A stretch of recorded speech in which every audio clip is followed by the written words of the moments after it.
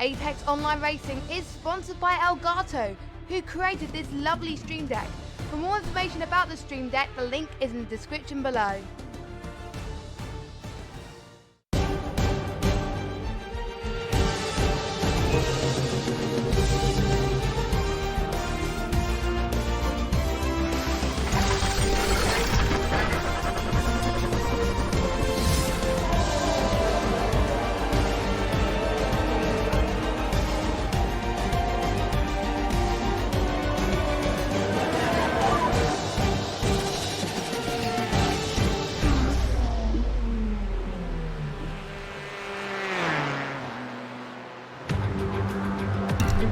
Good afternoon, ladies and gentlemen, mothers, fathers, daughters, sons, brothers and sisters. This is the final round of the AOR GTE League on the iRacing side, season number 6, round 12, here at Le Mans. My name is King-Kodiak and I'll be one of your commentators throughout this evening's race. Joining me in the commentary box, although having another fight with iRacing, is my faithful companion for this season. It is Mr. Hamish Sopwith. I'm so used to saying it. It is StevieSQ. How dare I, indeed. Very dare, as if I could compete with the lovely dulcet tones of yes, I am kind of here. I am here in voice, but not in sight, as I am fighting the iRacing system once again. You know, maybe this is where I'm going wrong. Maybe I just need to, buy flowers and stuff. Yes, I'm kind of here, kind of not, but we're at Le Mans. The 24 hours of iRacing Le Mans just happened. It did. So there's no reason why lots of drivers can't be super prepared and super ready to drive even more of this historic track. Oh, 46 degrees track temperature. Ooh, that's toasty. Ooh, that's going to be fun over such a lengthy circuit. 14 kilometres, 38 corners. What our drivers have to contend with. Yes, indeed, the 24 hours of Le Mans has happened for various people. I was actually part of a commentary team, but not for iRacing side. It was actually in a different place. But yes, the traditional long running circuit of Le Mans de la Sarthe, to give it its full title. Probably haven't pronounced that correctly. All the championships are tied up and the deal is done for our 3 categories. We'll just have a quick look at who is where. It is surprised is no one that Dan Sasolski has taken the top honours of the championship. Is Dan with us this eve? He is. He just has yet to get a valid time on the board. There he sits in that lovely geodesic BMW. For the Pro-Ams, it is Kevin Gillou by a stonking margin. So he is also in the VEC coloured BMW. And I thought I read somewhere that the BMWs might not be so hot today. They seemed alright. They were struggling a lot at Canada. Those pesky curbs and at the final chicane at Canada were causing many problems. But yeah, that seems to be a pretty even playing field here. And our amateurs, our AM class taken by Jamie Smith, who is he with us? Is Jamie with us? I don't think he is. No, he's not here today. Our AM champion not here. So, do they get automatically promoted to the next category for next season? If they sign up, of course. Not necessarily, because it's based off competitiveness, not points allowed. Yes, like Alexander Godefroy is a 2-time Pro-Am champion, but Right. I mean there's no disrespect to Alexander Godefroy. If he was to jump into the Pro category, he'd get eaten alive. So it's just about putting people where they're competitive rather than a tier by tier. Once you've done this, you go up and so on. Let's have a look at who we have got. That's how many do we have? 8, 9, 39 drivers join us for this evening. They've been running qualifying for 35-ish minutes, 25 minutes. They had a longer qualifying session just purely because Le Mans, big. Yes, it's they had 2 options. Either do have lone qualifying, which is a maximum of 4 laps, which isn't very many, but if you do then you don't You don't have to do the whole out lap because it's actually just at the start of the pit lane. Or we have a 40-minute open qualifying like this, and they can do as many laps as they like. Oh no! Oh no! The two Comrade gaming cars have just tripped over one another. It looked like Gadamer and Holstein were doing the whole slipstreaming trick. Gadamer was looking like he was going to drag Holstein along with a lovely bit of slipstream. As they came onto that first chicane on the back straight, Holstein has resumed the racing line, but Dominic's Porsche was in it, so they just ended up pitching each other into the wall. Oof. Very oof. Clumsy. It's clumsy, and that these things can happen. They can. So let's have a look at who we have. Dominic Gadamek, our current poleman, with a 3:49.486. Still ridiculously close, considering that it's nearly 4-minute lap time. I seem to remember saying that once or twice before. Claudio Klima for Geodesic. He is he's second place by 46 thousandths of a second, so 3:49.532. Derek Caroni, the Satellite Racing 113 BMW. Currently third, just 6/10 off the pole time. 3:50.093. Mike Sheppers. So I knew I'd revert back to old habits. Mike Scapers in fourth, 3:50.346. And it is Holstein, who's just had an argument with the wall, as we witnessed. 91 thousandths behind Mike in fifth. Inar Marinsky, 3 thousandths. How are you getting so close with a nearly 4-minute lap, you crazy, crazy people?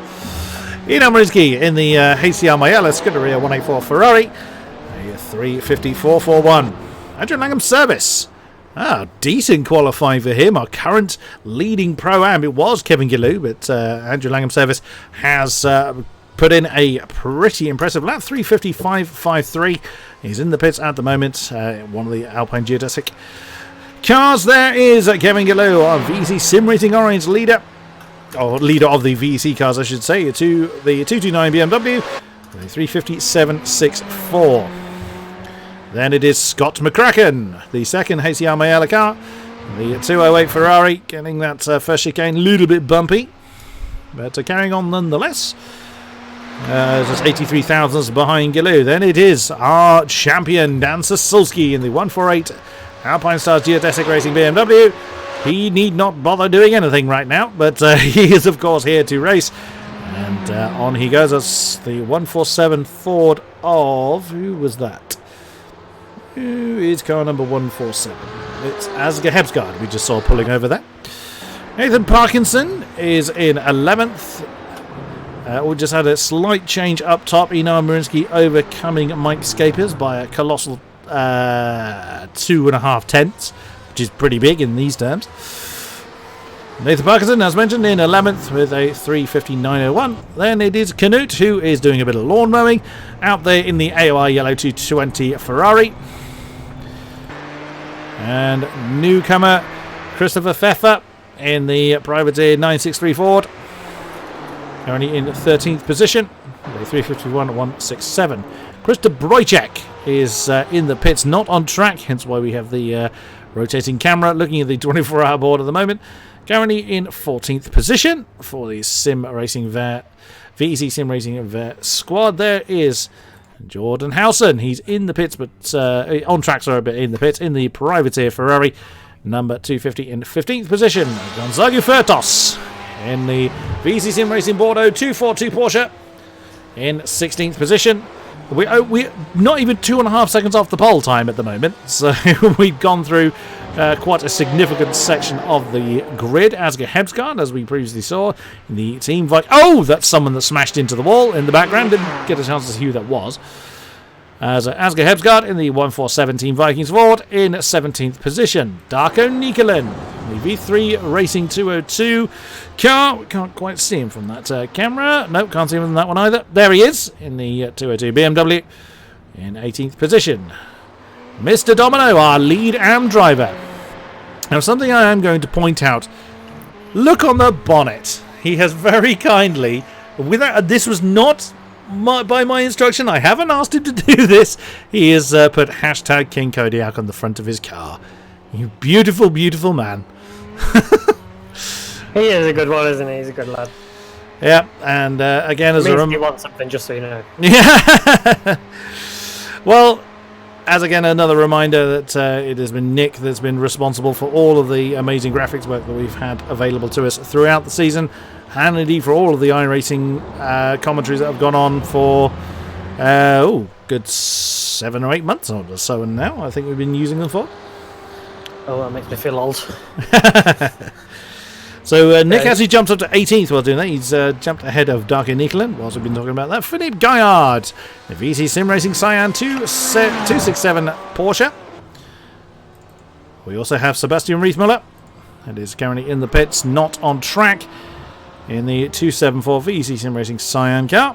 Flavien Foku, the 216 Sim Racing VC Sim Racing Bordeaux Porsche. Wow, he's got a lot of people around him, which is amazing considering the size of the track.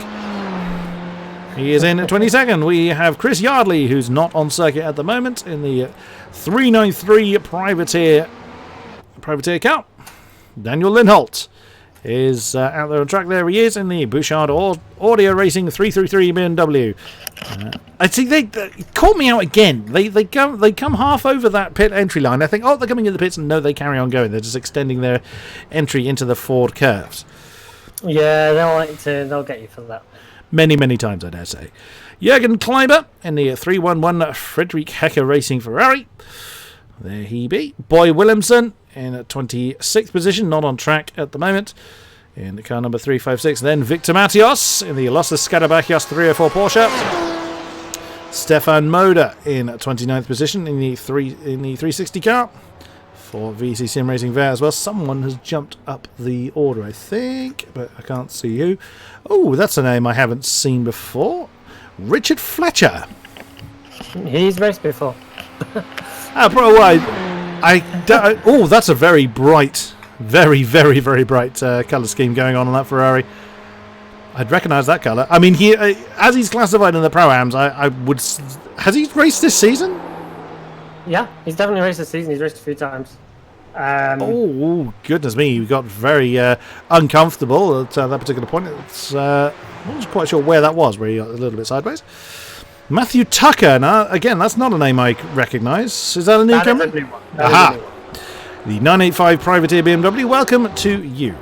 Evan Imrain, the Treble 2 Team AOR Yellow BMW. Where's he? That's Arnage, I think he's just come out of.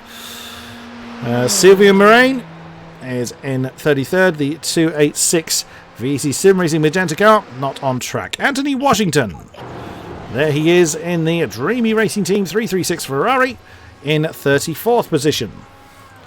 Stefan Kamke in the Acme Racing car, number 382, in 35th. Marvin Sluman, he's not. I was just thinking now, has he stacked it somewhere? And he's just jumped back to pits. There he is in the Losses Scarabachios 241 Porsche. So that is first to 36th. Now, the 1, 2, 3, 4, 5 remaining names have yet to get a valid time on the board. One of them is Craig Parsons. Is that another newcomer? He actually was here at the start of the season and then had to leave due to issues, but then has managed to come back for the final couple of rounds. Well, it was last round. Welcome back then, Mr. Parsons, in the 943 Privateer Ferrari. Phil Reed once again leaving it to the very, very last minute to get a time on the board. He's coming into, that looks like the Corvette curves. Bit of sliding going on in the 117 AOR Hime Ferrari. Curious to see where Phil will jump up to as he's coming to the end of his lap, so we'll follow him through to its conclusion into the Ford curves. Where does he put the 117 Ferrari? Let us follow him through, and it is... Is that a valid lap? It was a 3:49.963, and it is 4th position for Phil Reed. Holstein, after tripping over his own teammate, now jumped up to 3rd, but Claudio Klima has taken the top spot, I've also noticed. A very late comer to the session, Michael Drexler. So another newcomer to the session, but not going to set a qualifying time, so he's going to be a long way down. Lasse Sorensen, the 290 Team Vikings BMW, yet to get a valid lap on the board. He's got 4.5 minutes to do so. The other two, which aren't on track and unlikely, unless they get on with it, they do just about have time if they come out in the next 30 seconds, is Thomas Coombe and Ben Hitchcock. not on track at the moment. So they might make it, they might not. But our new pole time, 3:49.302, set by the geodesic 1110 Ferrari of Claudio Klima. But again, even at here at Le Mans with such a long lap time, we're not seeing a gap much more than 3.5 tenths. So you've got to go down to 15th before you have a bigger gap. That's De Bruycheck to Pfeffer. And I think that's about it. That was Riesmuller is half a second. And Richard Fletcher is half a second. And that's about it. So it's less than 5 drivers that are half a second or more apart from the person that they're racing against. That is pretty damn phenomenal, I'd say. Yeah, it's not too bad, is it? How have you managed to do over there, Stevie? Have you managed to find a stream to snipe from? I'm currently watching Dan Sasulski. And I also have Chris Holstein's, but I'm still trying to get into the thing. But my view of the field at the minute is exclusively to the top. That's fine. So Sasulski currently 7th, Holstein currently 3rd. This should be an interesting session then. Just over 3 minutes on the board. So anybody not on a qualifying lap will simply not have time to complete one. If they're on one, as long as they are sufficiently along track, they will have time to get the lap complete. As we see Holstein streaming down the field to see if he is able to. So he's coming into. Is it the Corvette curves or Porsche curves first? I should have brought my map. I did have my track map up, but I had to restart my PC because my microphone was being silly with me. Oh, and there we go. That was a folder popping up for me to open my track map with, and that's popped up on stream. Apologies for that. So you've got the Porsche curves, then the Corvette curves, and then the Ford curves, and the squiggly little bit at the end. Now, I am trying to not rely on track maps, but I don't commentate on Le Mans all that often. So I haven't committed it fully to memory as yet. Here comes the Ferrari then. Car number 109. Can Holstein get on the board? Or get further up the board, I should say. And that was... Let's wait for my board to update. Invalid. He was quite wide on the exit of the Ford curve. So I wonder if that's what did it. But he will start no higher than 3rd position, which is still not a bad place to start from, let's be quite honest. Oh, Phil Reed has gone back to the pits. He is in 4th after that lap that he put in earlier on. Gerard Carrero, go on. Just say that, bear in mind, this is they get to finish the lap. Holstein has started the lap within time remaining, so he's got to finish yes. Well, let's follow Mr. Holstein through as he's coming onto the straight that seems to have many names. I've known it as the Hanadier. A lot of people call it the Mulsanne, and I've heard another name that I can't pronounce. So we'll stick with the Mulsanne straight as he is chasing what I suspect is Mr. Gaydemeyer. That is indeed. So they're trying the slipstreaming trick again. Let's hope they get it a bit more polished than they did last time. Holstein is 3.5 tenths behind his teammate. Oh, Gaydemeyer's actually going through the chicane this time. It shouldn't be too bad. I'm in! Oh, hooray! What did you do differently? I've no idea! You just pestered it until he went, fine! I'll let you in now. Well, I'm so happy. Thank you. Oh, we've had a change up top. Joad Caroni's jumped up to 3rd with a 3:49.627 as Gaydemeyer stays out of the way of Holstein's. He comes into that second chicane. Oh, it's a little bit wide on its exit, but carries on nonetheless. If nothing else, it is practice for what is to come. Are we going to be... I don't think we're particularly incident-prone on Le Mans, are we? Not really, but there are a few areas where you can easily get slowdowns. Okay, I've made a terrible mistake here. Oh, yeah, you haven't joined as a driver, have you? No. You've joined the wrong session. No, I've joined, but in order to make it join, I can barely see any cars. So I've closed it, and I'm going to try and get back in. Oh, no! I know, I may have made a terrible mistake. You are tempting fate. Please, iRacing gods. You've proven it can work. You've had your chance, sir. All right, so here is Holstein then coming into Indianapolis. Oh, using every available inch and a little bit of sand whilst he's at it. Now over to the left-hand side, sweeps through Arnage, gets on the power, and that bit of the wall juts out so close to where they drive through. But Holstein keeping his foot buried into the firewall of his car. You can't put, you can push as hard as you like. It won't make the car go any faster, but instinctively you push the pedal harder anyway. Through into the Porsche curves. Keeps the car nice and steady, not too much sliding. You can hear the tyre just sliding up a little bit, and nothing too bad. And then into the Corvette curves, keeping the speed nice and high, flowing through the corners very nicely indeed. I think most people have retired back to the pits. Oh, wow, that was a very, very wide line, but it was legal for Holstein. Cross over that line on the right. That's someone ahead. I can't quite see who that is.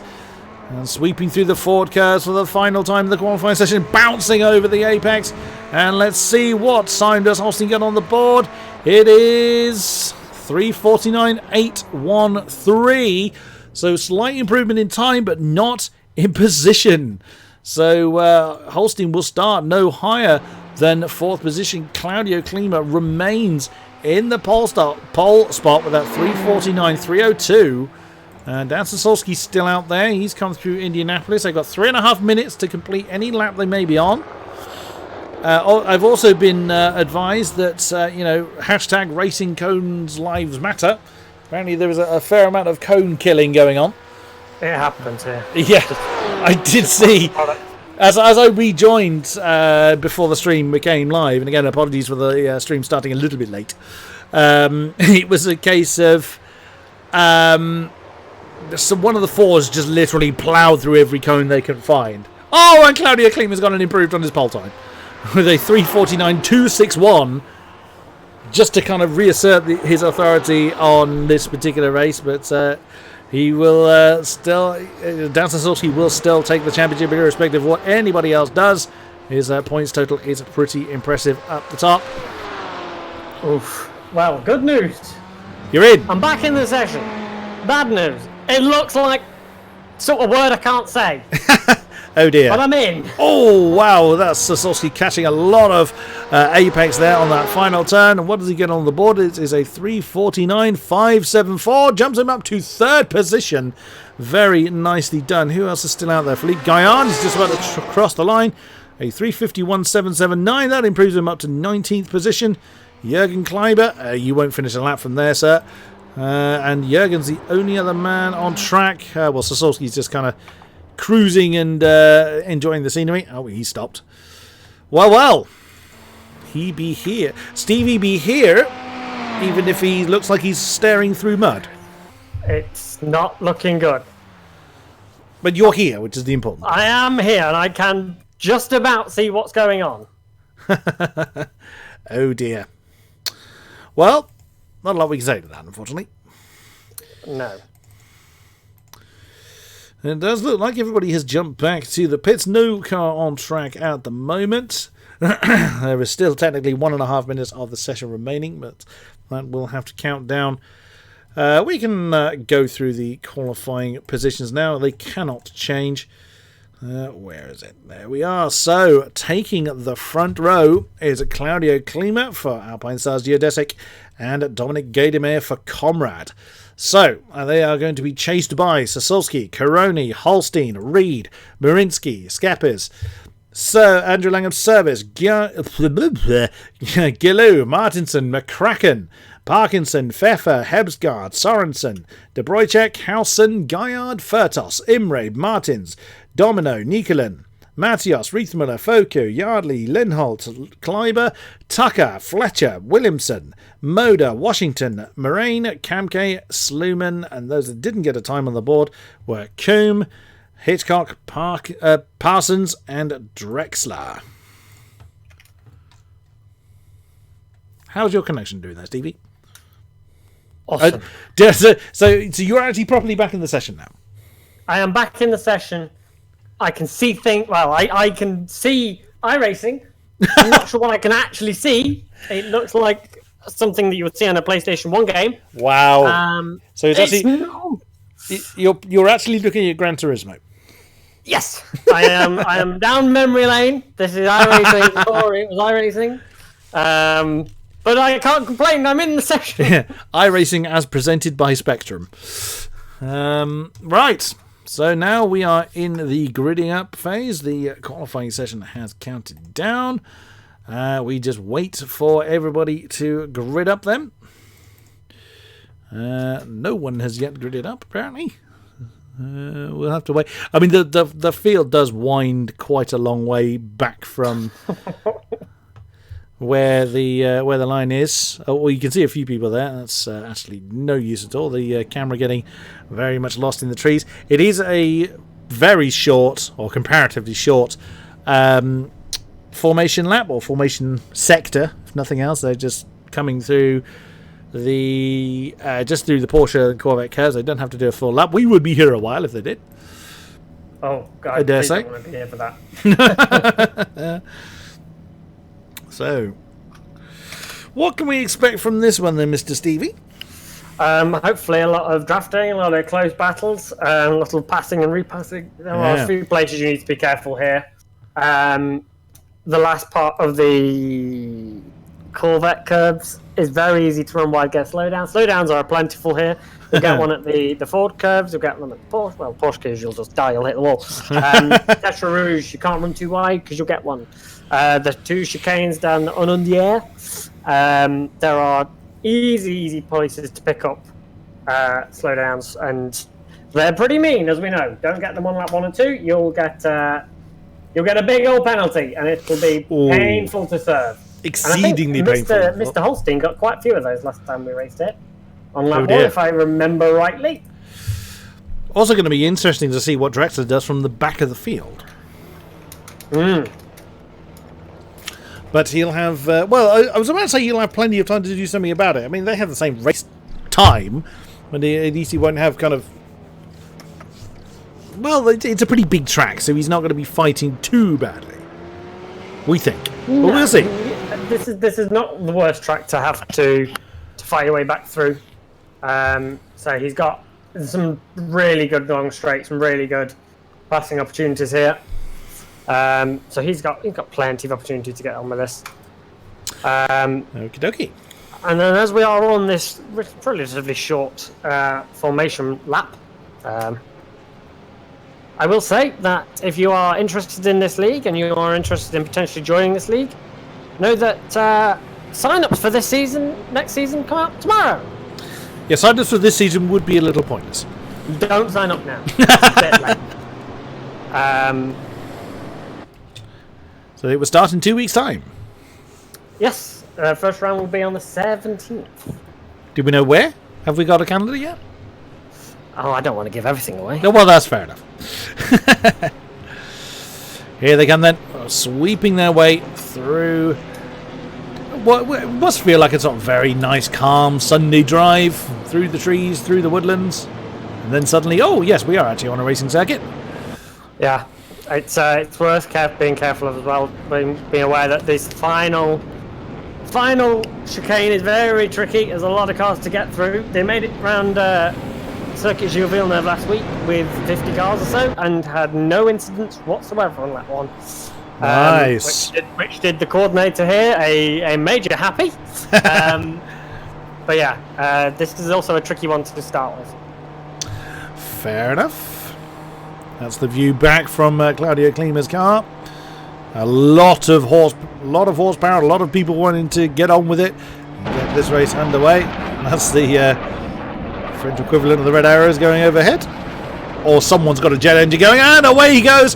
Claudio Klima signified we are racing here at Le Mans. Let us see how our drivers do as they come streaming down the start-finish straight. A little bit of banging going on further back, but as you can expect, just the nature of the circuit, a lot of people will still be in the midst of the Ford curves whilst the race has then begun. Sweeping through the Dunlop curve and Dunlop chicane for the first time in anger.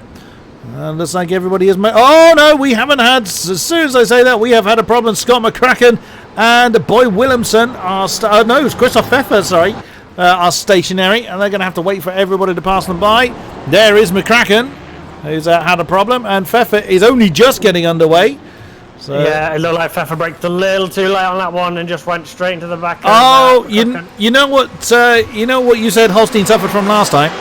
He's not done it again. He's done it again. He has done it again. Oh, he's got damage as well by the looks of it. Oh dear, we're definitely going to have to look at what happened to Mr. Holstein. Well, there he is, coming onto Tetra Rouge. Oh! He's had a moment in front of him. Oh! And Holstein's just gone into the back of him. Oh, what a shame for Christoph Holstein. So, that's a lot of damage. He's got a long way to crawl with that lot. So that is a great shame for him. But there's the rest of the field, all streaming through, fairly unaffected. Fair amount of position swapping going on, as you would imagine. To this stage of the race, there at the back, you can see McCracken and Pfeffer that are, well, they look to be doing all right, catching in the back of the field. And there is Gatorman trying to make a move on Klima. Klima defending that inside line, coming into that second chicane, but not letting the Porsche through. There's Phil Reed in the AOR Ferrari, hanging on in there as well. A little bit of a gap forming. Slightly further on. He has indeed. Oh, he's. Oh, he's got. Oh no, wrong camera. There goes. There's Scapers coming past. Oh, Duncan Nicklin's had an issue somewhere as well. His side was at the side of the track. Oh no. Oh, he's had a wobble. So Phil. So Christian Wojciech had his moment on the second chicane. Duncan Nicklin's had his moment avoiding Chris Wojciech. Oh no. Wow, that's Evan Imre, I think, in the background, going very, very wide at that particular the Mulsanne corner. So he might have a slowdown of his own accord. Where's his name? Yep, I think he has. So on they go. Christoph Holstein now all the way down there in 13th position. There is his Ferrari. And that is Jordan Howson right behind him. So I would imagine Holstein is not going to try and limp on with that level of damage. But up front, Gatorman is now fending off Sosowski with Marinsky, Scapers, Klima. Klima seemed to have gotten away a little bit lighter than the rest when it comes to that slowdown penalty. Phil Reed down to 8th for his. And of course, we thought Holstein had one of those slowdowns, but with that damage he's carrying, it wouldn't be surprising if we did wander off the road a little bit too much. Here they come, first time in anger, through the Porsche curves. Ooh, the tail of the Porsche get a little bit twisty. And, everyone's sort of making it through then. So where I read the BMW may not be so strong, it seems to be being a bit disproven. Quite a few, there's a few 4 incident points on the board already. Caroni, of course, with that incident with Holstein. Who else has got one? 5 for McCracken, 4 for... Yeah, Caroni just ran wide as well. I suspect he's going to come straight in the pits. He's very slow. No, he's just clearing slow down, I think, then. There he is, down to 12th now. So the opening lap not going to work for him. Holstein didn't come in, amazingly. Oh, Caroni is... He's really struggling to clear a slowdown. That's what that dear. is.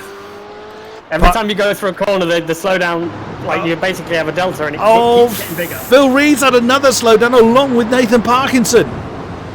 So Phil Reed losing more position down to 12th now. So Reese Miller's got one as well. Reese Miller as well. Oh goodness me.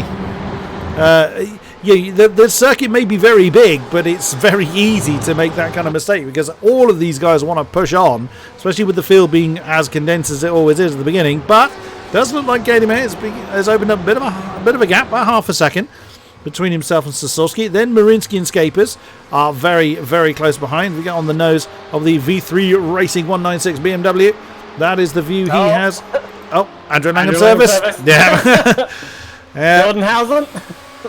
Dropping down the field very slowly on the straight. Oh dear. One of those slowdowns. Oh no. He's horribly slow at a very, very fast part of the circuit as well. Oh, a shame. Shame for him. Worst time to get his lap 1 or lap 2. Yeah. That's very bad news. Oh, and the Porsche of Gatorman has not had a good run through that first chicane. He's now got a lot of company there. He's got Sosowski, Marinsky, Scapers, and Klima. Very, very short order. Here comes Sosowski. Is Dan going to be able to make the move on the outside of the section chicane? Gatorman's gone for that defensive position, but is that going to be too little too late? The BMW has nosed ahead, and Gatormay is going to slot in behind him. New race leader, it is Dan Sosowski, who is so taking over the lead. Oh, no, that I didn't mean to do. Pressing buttons I shouldn't be. Apologies for that. So, and then Ian Marinsky looks to get interested. Scapers and Clean Air, as mentioned, not too far behind. Look at that. Top 5 all equally spread out. Go on. I think Lars Sorensen just went round the outside and Nick Domino one of the chicanes. Oh no, Nick made a bit of a mistake. That's what it was. He was just recovering from it and last capitalised. So Lars Sorensen up to 15th now. Domino losing the spot. Zago Furtos, I think, has had a problem. Oh, Holstein has lost another spot. That's Nathan Parkinson coming through. I'm very surprised that Holstein's not brought his car in. Is he going to try and... I suppose he can't come in yet, because he would be underfueled if he came in now, wouldn't he? Yeah, he's just. I think he and both him and Coroni are just trying to salvage something and just try and make it to the earliest they can pit. If you can run in a strain, you can save a lot of fuel with the lifting and coasting. But if they pit now, they're just going to be on their own. So you got to be careful. And Gatormay has retaken the lead then, slipstreaming past Dan Sosowski. They sweep through Indianapolis and Arnage. Yeah, that big old train there. And oh, look at that. That's Kevin Gillou. That is closing in on this particular train. He's broken free from Asger Hebsgaard in the forward. You can see directly behind him. And then you've got Knut Martinsen that's come up some positions in the AOR yellow Ferrari, putting pressure on the 147 Team Vikings Ford. In a block of 4, Phil Reed, Andrew Langham Service, Nathan Parkinson and Christoph Holstein in that particular block. As is always the case, it's very difficult for me to know where to look, although most of the battles seem to have sorted themselves out. Darker Niekelen has parked his car in the pits, and I think Boy Williamson has gone, so we have lost 2 already. Yeah, no, Darko had that little incident at the second chicane, and Boy Williamson had a little contact at Mulsanne on the first lap, so he has called it a day. Oh, Knut, what have you just done? I'm willing to bet on that being a slowdown. I would say so.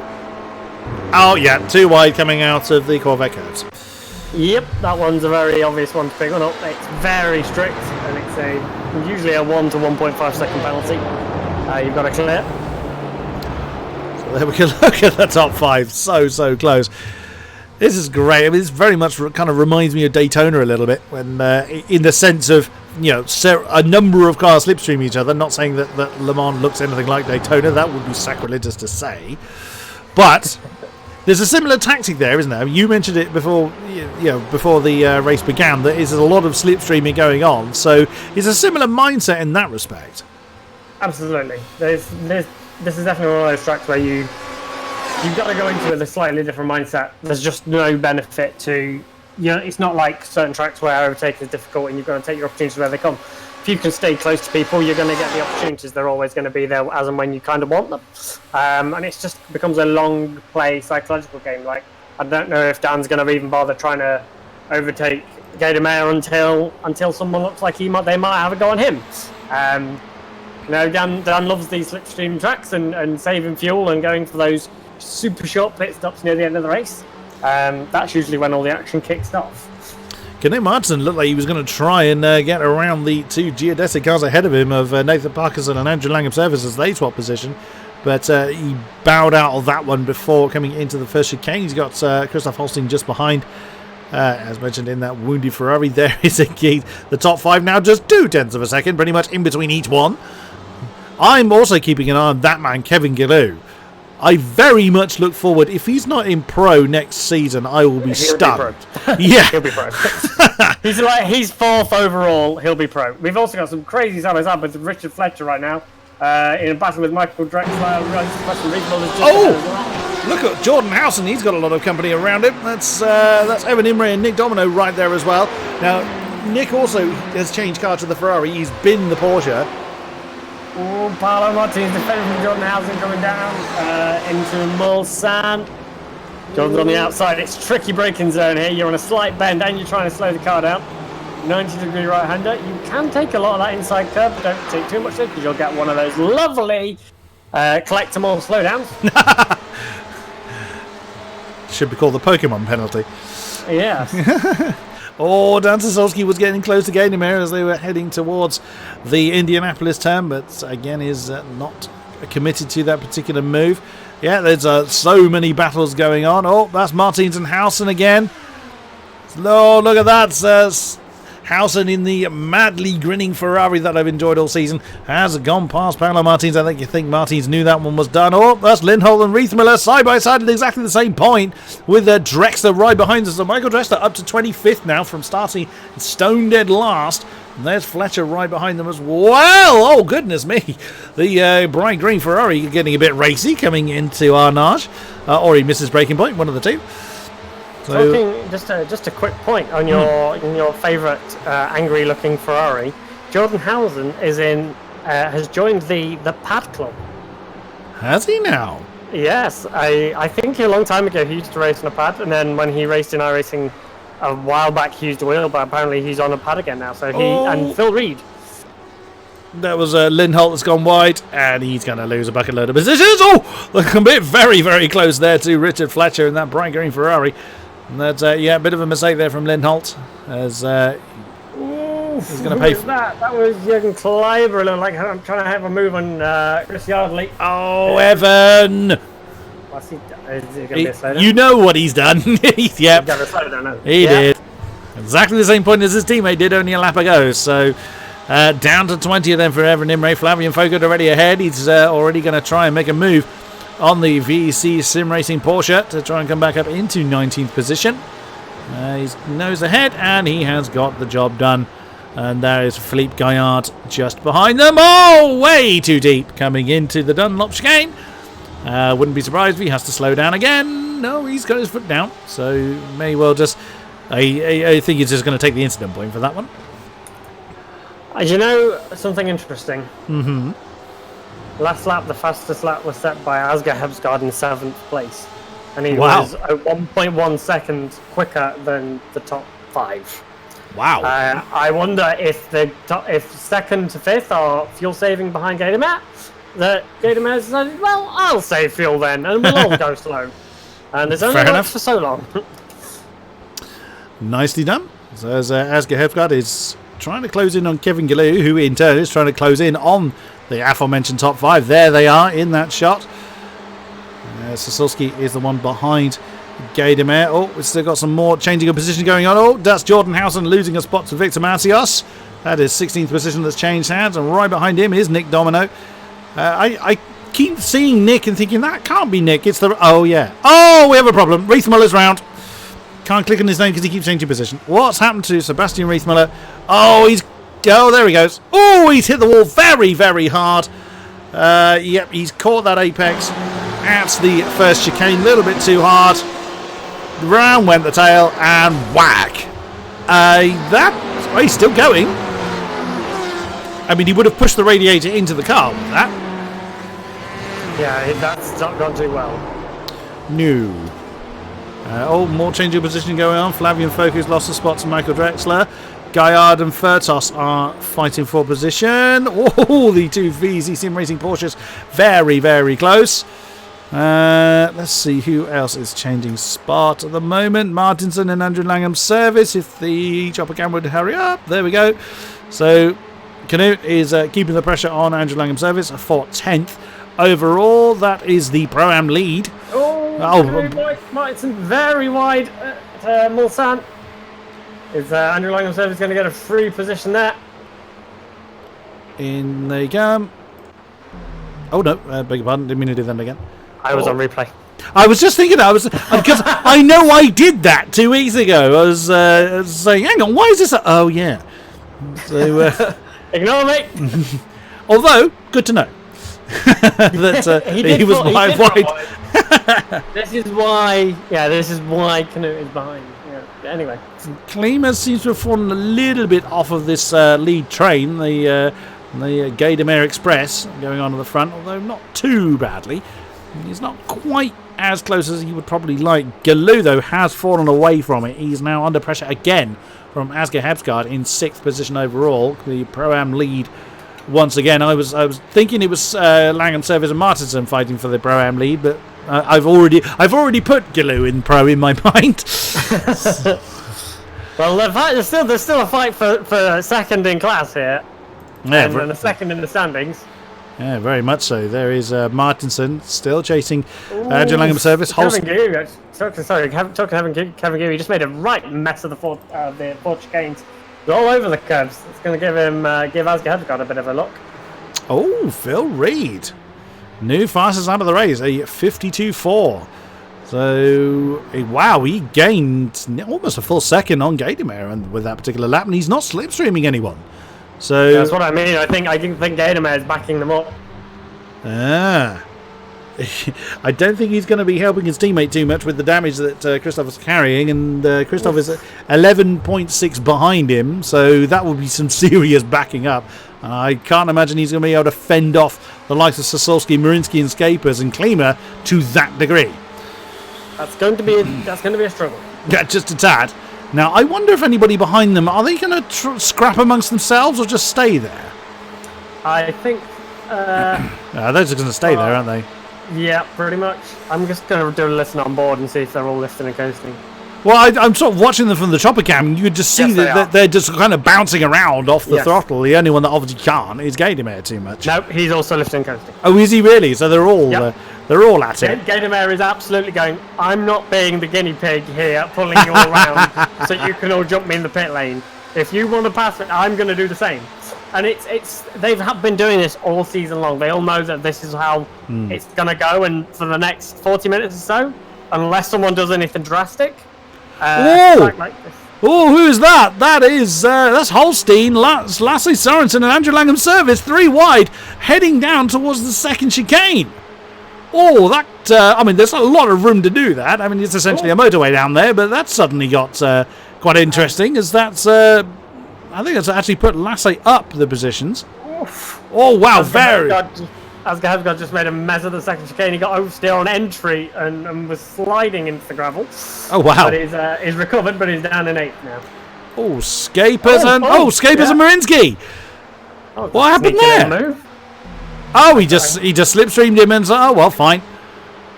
If you're gonna give me that spot, I'll have it." So he just slipstreamed past the HCR Maiella Ferrari and into 3rd for Mike Scapers. Yeah, it's not gonna. I don't think Mino will be too worried about that because he's still in that top group. But it's something to consider. Track position doesn't play a lot at the minute, but it's certainly something to think about.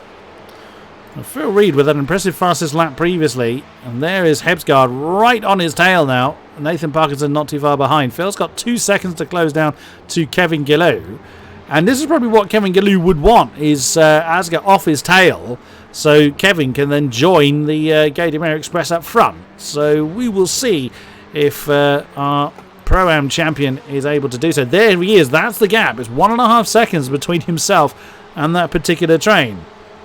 And I wonder if is Gillou going to follow suit, I wonder, because he hasn't... It's something interesting. It's the difference of mentality further up or down the grid you go. It's something, if you think about, say in a incredibly wet qualifying, and say some top teams or in real life sport go, oh, we won't send our cars out. It's too wet. Or they might crash. There are going to be lower teams like, yeah, but that means there's potential for a good spot here. We'll go out. Oh, look and at... it's that. I thought Scapers was going to make a move there, sorry. It's okay. But it's that sort of thing, like, further down the grid you go, if Gabe gets on the back of this group that are quite happy to sit and... He already is, look! Yeah, he might think, well, do you know what? You lot are going to sit steady. I'll got pace. I'll come through all of you. I'll lead. I'll win this. Which then might suddenly wake them all up and go, okay, who's this guy? Does he not know the rules? We have lost another from this race. Unsurprisingly, Sebastian Riethmiller has left the session after that colossal impact with the wall he had. But look at Kevin Gillou. I've had so much respect for him with how well he's done this season. That's absolutely incredible. So him being promoted up to pro would be very worthwhile. Oh, Howson and Domino! Side by side, coming towards the Dunlop chicane! Yeah, Victor's trying to capitalise as well. That was very well spotted by Jordan then. It was very easy to not realise there's another car trying to capitalise. So always a risky move to try and follow through somebody through an open door, but it was well avoided by both of them, and it was just like, hi. Oh, Ina Marinsky. Has he got one of them slowdowns? Yes, he has. That's Kevin Gu in the top 5. Either. Oh, not yet. Not yet, no. But that is Claudia Klima up to 4th. I wonder whether Gilou suddenly kind of backed off there. Oh, Howson's made a mistake. He's got to slow down as well. Because Furtos and Matios have gone past him. And Domino! Yeah. You've been mugged as well, so... I would also suspect that Philippe Gaillard has as well. Because he was in that, off lane. Yeah. Just want to draw your attention again to the top 4. 54-2, 54-3, 54-2, 54-6 for the top 4. Wow. Kevin Gu, 53-4. Phil Reed, 53-1. They're being caught because they are just all backing up so much. Yeah.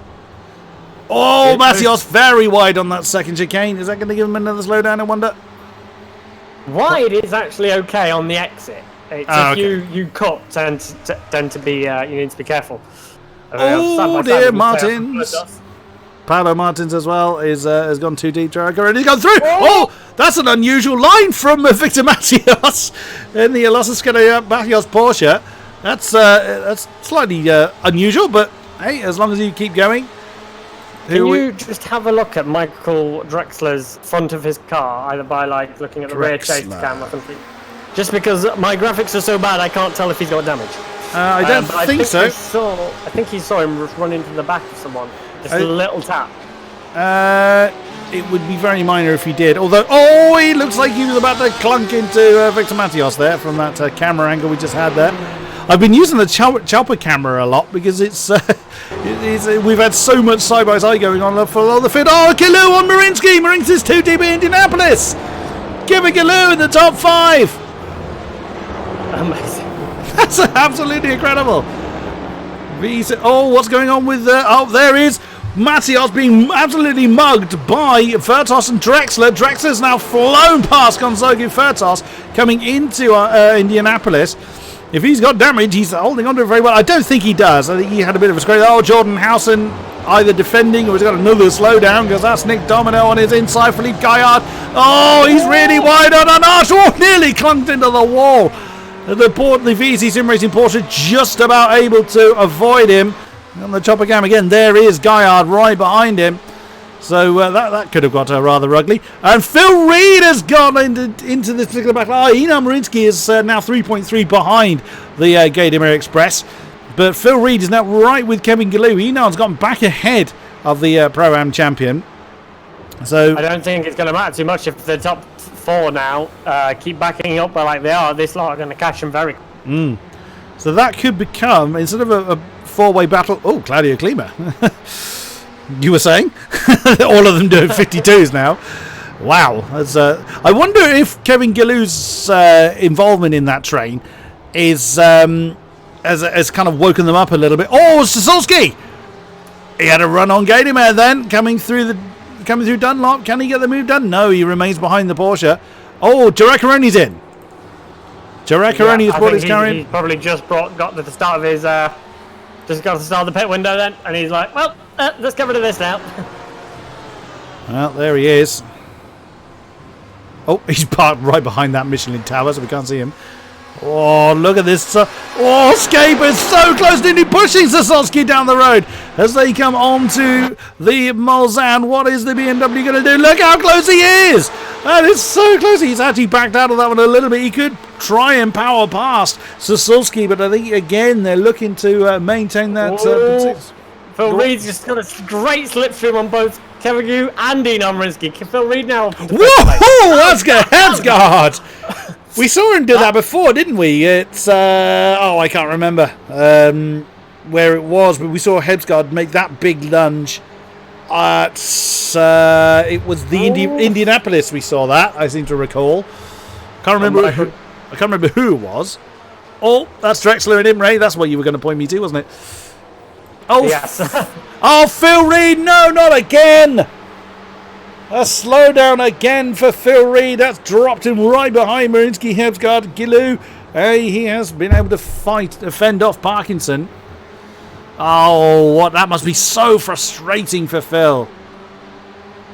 Yeah, I mean, it's ultimately completely self-inflicted. I just saw Chris Holstein's speed goes in minus, but he seems to be okay. But yeah, there's it's easily done. It doesn't really count towards incident points. So Phil Reed's technically still on 0 incidents. That's true. But these slowdowns are they're common and they're easy to pick up. You got to be careful. And the top 4 did respond in lap time to, well, which meant Gator may have responded and the rest went with him. To those catching, they all did mid to low 40 to 52. Sorry. Look at that camera shot. We almost got the top 10. Oh, we did in one camera shot. Did get the top 10 from Gator down to Canoe Martinson in that one shot there. That was a great angle to see. Here they come once again into Indianapolis. Oh, go up. And Asgard making up another position. We got Will Wobbly now on the inside of Indianapolis. Going to be side by side on the towards Onage. Asgard on the inside. Yeah, he's got that one, but he's vulnerable to the switchback from Enoch. Yeah. Oh, look up front. That's Gator under pressure from Sasuke now. Has Dan Sasuke fed up, will become fed up with chasing the Porsche. Oh, they're going to be side by side coming into the Porsche curves down on the inside, and Scaper's following. Oh, what a move by the V3 Racing 196 BMW. As in 2 corners, that is Gator down 2 positions. That was very nicely done. So it is now someone else's turn to punch a hole in the air. Yeah, but Dan does well on these kind of slipstream tactics game circuits. So he's got to be. He clearly knows something. He's thinking something. I thought he was coming in the pits. Then he caught you out as well. Yeah, he's clearly deciding that either Gator is going slow or he's thinking that there's more to be gained by either being out front or trying to get a gap to these behind. Well, that gives Gator a break from driving the train. Claudio Klima's still in that mixture as well as they sweep through into the Dunlop chicane again. Oh, and that's Holstein in. Christoph Holstein bringing his wounded Ferrari in, and probably not a second earlier than he would like. He would have probably wanted to have brought that car in much, much earlier, but from, I think it was about 12th, he brought that in because he's going to fall a long way down the field. God, look at that. There's still so many battles going on. Absolutely brilliant to see. Yeah, I suspect he's going to be there a while. Anthony Washington's been through the pits along with Caroni and Tucker. Caroni and Tucker had huge pit stops on their cars. Nearly 2 minutes for Matthew Tucker. Jared Caroni with a 137, so he was clearly carrying damage there. Oh, top 2, Mike Skippers and Dan Sasuke side by side. Dan's just ahead at the minute. Oh, here comes. Dominic Gator is having a look as well. Yeah, just what I was saying. Oh, Hebsgaard and Marinsky has swap position as well. Oh, the Ferrari has stormed past the Ford. And so he's had a bit of a dose of his own medicine there. Has Hebsgaard. He does seem to be a bit of a dive bomb master, doesn't he? We see quite a few of them from Asgard, but now behind the Ferrari. And Klima is very close to the back of Gaydemir, but you can imagine that they're just going to stay in that formation for now. But certainly behind them, the battle's outside of the top 4. Not sticking to that rule. Here comes Hebsgaard again. Oh, Marinsky. Is Phil Ree going to try and follow suit? No, Phil remains behind them. That was close from Hebsgaard. Klima and Gaydemir scrapping as well. And there was a little bit of contact on the entry of the second chicane. Yeah. Cost him a little bit of time to the top 2 now. It has. Well, they may well... I would imagine Klima and Gaydemir are going to try and push to get back up with them. But Scapers may change his game plan now that the other 2 have fallen a little bit behind them. We will see. We will indeed. And as we are 30 minutes into the race, let's give a class update. Because it's still going on. So your overalls, obviously, your pros are your Dan Sasuke, Mike Scapers, and Claudio Klima. Your pro-ams is Kevin Guyu, Knut Martinsson, and Lasse Sorensen. And your AM leader is Victor Mateos, second Nick Domino, and third Chris Yard. Oh, right behind Matias, that is Foku and Guyard that are having a battle. Nick Domino directly behind them. Oh, what's... Gator and Klima scrapping yeah, it out through Indianapolis. That is close. The Porsche then's going to have the outside line right behind them. Is Hebsgaard and the train he's currently driving. Oh, that's going to put the Ferrari a bit deep. And no, Dominic can't get the traction to try and cut back underneath him. Oh, but look out. Costing him time. Oh, Knut Martinson went very wide at the back of that. Oh, did Klima? Oh, no. Oh, Klima, I think, may have had a bit of a slowdown because he seems a bit offline, and Dominic Gadamer's comes right through. Well, side by side, coming up towards Porsche curves. You want to be on the inside here. Dominic's going to have to back out. Yep, yielding for this. Don't really want to be doing side by side. But look at this. They're now 2.5, nearly 3 seconds off the lead. And that's what it looks like with that right front camera on the Ferrari. You can see the gap between between Klima and the Skepper Sasulski show. Now up front, the two BMWs leading the way, but you just get the feeling that Mike just wants to press up. Oh, that will be, I'm assuming, that is Mr. Tucker ahead of us. Well, no, Mr. Tucker is in the. Oh, yes, it was. It was his car coming. That's Matthew Tucker in the pits again. Oh, go on. Phil Reed just had a bit of a slide going through the four chicanes. Got it, but it was certainly will have woken him up. Oh. I'm amazed to see these guys fighting so hard up front. Yeah, but look at the gaps. Scapers has made a mistake somewhere. Has suddenly lost nearly a second. Oh, talking of making a mistake and losing places, Marinsky had a slowdown. Now down behind Nathan Parkinson, quite a few seconds now ahead of Knut Martinson, who's in a bit of no man's land. I think he's the only one that is. Yeah. Well, Marinsky back up to speed again. So Scapers made a mistake somewhere and seems to have lost a bit of time, but certainly nothing to say he can't close that down. We know he's certainly quick enough, well inside the slipstream to do it. There you've got Klima and Gadamer.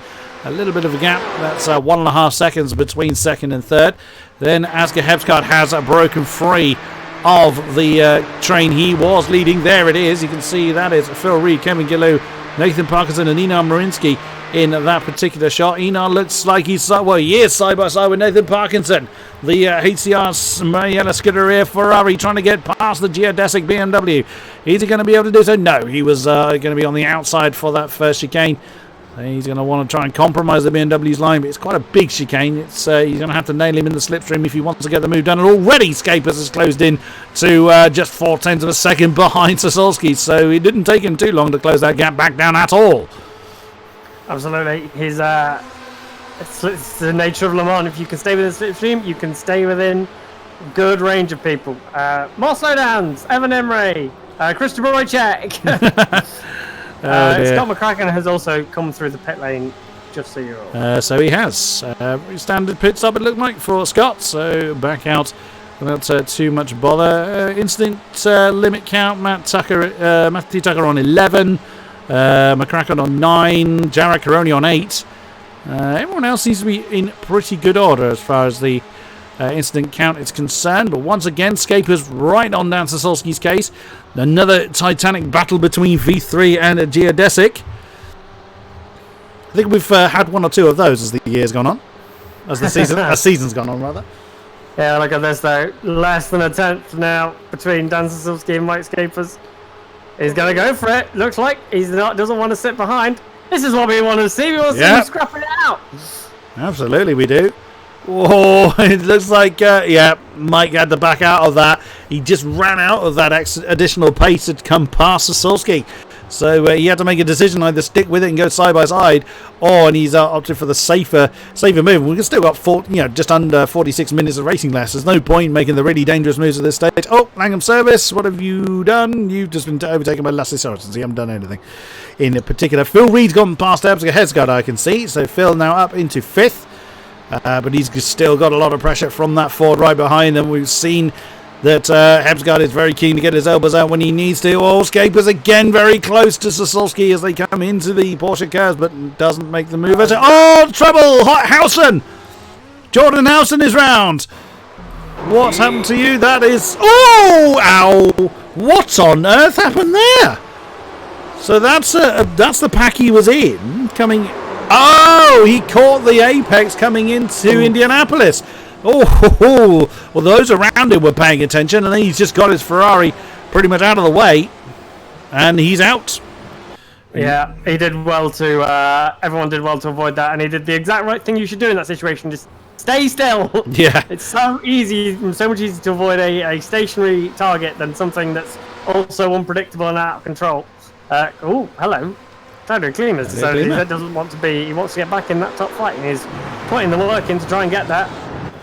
That is absolutely true. And actually, Hebscott has gone back ahead of Phil Reed. I thought he would.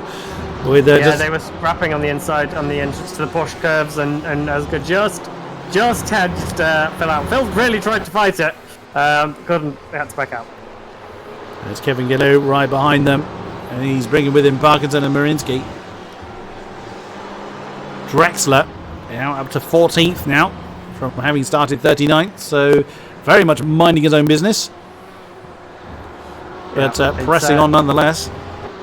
Absolutely. And what's crazy is that we've seen Asger have slowdowns and issues, and we've seen Phil have slowdowns and issues, and they're still only 5 seconds off the lead. Absolutely amazing. And look at that top four condensing again there in the background. You can see Reed and Hedsgaard side by side. The Ferrari getting a huge slipstream off of Asger. Hedsgaard looks like Eno Marinsky and Nathan Parkinson doing exactly the same thing. Is Hedsgaard going to make a move on the inside of the chicane? No. But Marinsky does complete the move on Parkinson. He comes back up into 8th position in the Maella Scuderia Ferrari. But Scapers, that's the view from the nose of the V3 Racing 196. He's lifted off, I think. It doesn't usually happen where the lead car gets a gets a more of a acceleration than the slipstream one. Go on. They are lifted and coasted so much, and it's just allowing Klima and Gadamer to come back into this fight. Well, they're already there. Look, so we get to the top again. There they are. So. Once again, that train returns to being 4 cars long, and that's Marinsky and Parkinson swapping back round again. The geodesic BMW getting back ahead of Marinsky's Ferrari, so that battle is not resolved whatsoever. Phil has given himself a roughly a second's gap between himself and Hebsgaard, and he needs to do that if he wants to join the lead express train. Kevin Gillou, though, Phil will want the BMW to get on Asger Hebsgaard's case to enable him to try and sprint off into the distance. Phil certainly has the pace, leader's pace at the moment. But, wow, we're seeing some 52.1s go on the ball. Of course, Klima getting that fastest lap after around with a 52.106. But Gadamer with a 52.2. Oh, Scapers, what? How did you just lose that position? Did Klima get a slipstream of life there? Yeah, I think so. Oh, no, I tell you what it is. They're lifting and coasting. Klima wasn't. Oh, surprise! Yeah, and it's if anyone who watches Formula E will know, like, the racing is all about strategy and management, and you can outbrake anybody pretty much anytime you like, but it just costs you the energy. They don't have that here. They're just trying to save fuel, and we've seen this before from Klima and Monza, where it's like, do you know what? I want to lead. I'm not dealing with this fuel saving. I want to lead. I want to get a gap. And that, honestly, is the easiest way to make everybody stop fuel saving. Because if you stop pulling away, they will keep up with you. They do not want to be left behind. So geodesic 1-2 at the moment. And then the lovely livery of that team being very well represented by Sasulski and Klima. Then V3 Racing being in the hands of Scapers. Demir representing Comrade right behind the V3 Racing BMW, and Phil Reed is honing in on them. So he brings with him Asger Hedsgaard and Kevin Gillou. So that train is going to gain a few more passengers on it pretty soon. I would say in the next couple of laps at that pace, Phil Reed's going to be right with him. Yeah, 355, 354 from the top guys, 352, 263. So Phil Reed's best lap of the race so far. Whoa, he was taking a fair amount of apex there. Yeah, but this look just a gap between Klima and Sasulski and Scapers. Klima was 1.2 seconds faster than Sasulski. They can't keep this backing up because Klima's decided he's had enough of it. Yeah. Well, exactly as you say, what will put the cat amongst the pigeons is someone who's going, no, I've had enough of this, and just nail their foot to the floor. Oh, that might be a slowdown for Dan. He was really trying to get back on the track quickly. At Tetra Rouge, Klima's going past. It might be. Yeah, it might well be indeed. Well, he's only let off enough pace for one to go through, and he feels the need to go into the middle. I wonder if he's thinking about defending from Mike. Oh no, he's picking up the slipstream from his teammate. Oh, I thought he was going to have a crack at him then, and the inside of the first chicane, but no, they remain where they are. So wow, we're already less than 40 minutes to go. So lap 11 of a potential 21. this time around. I think we're going to start seeing people get the hammer down. Not many pit stops gone on at the moment. Man, look at this. Cleveland's only 6/10 ahead. Just a heads up, by the way. Your mic is a little crackly again. Oh, again? Yes. I don't know what's causing it, unfortunately. So Okay. I don't want to do too much with it because it ended up dropping me an octave earlier. Someone else described it as I was talking from the inside of a bin, so it needed me to restart to do that, and I don't want to be doing that again. No. And plus, I'm staring at my router. I know what you did to me last time. I haven't forgotten you. So, there's our top 5. Phil Reed has very much joined this battle. Up at the front, Klima leads from Sosowski, leads Scapers, leads Gadamer, leads Reed. There is 1.8 between Phil Reed and Ansgar Hedsgaard, who has got Gillo for company as they come through the Malzahn turn. 1.9 back is Parkinson, who's still fending off Einar Marinsky, and they're still dueling for 8th position. And then Canoe Martin a little bit on his own, 2.7 behind this guy, rounds out the top 10. But there is still fighting going on everywhere that we just haven't had a chance to try and keep up with. That's Gadamer and Phil. Wow! Talking about Phil Reed.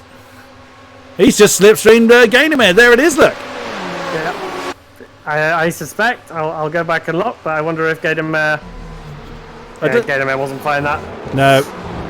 Oh, look at that. Like, if we get on the gearbox of Klima, that's what half a second looks like in these cars, looking from the front backwards. But Sosowski's got a lot more to do than Klima at the moment. You can just about see everybody fighting behind. Where's the blimp, actually? The blimp's not really in a particularly good position. But, the one I'm keeping my keen eye on is Scapers.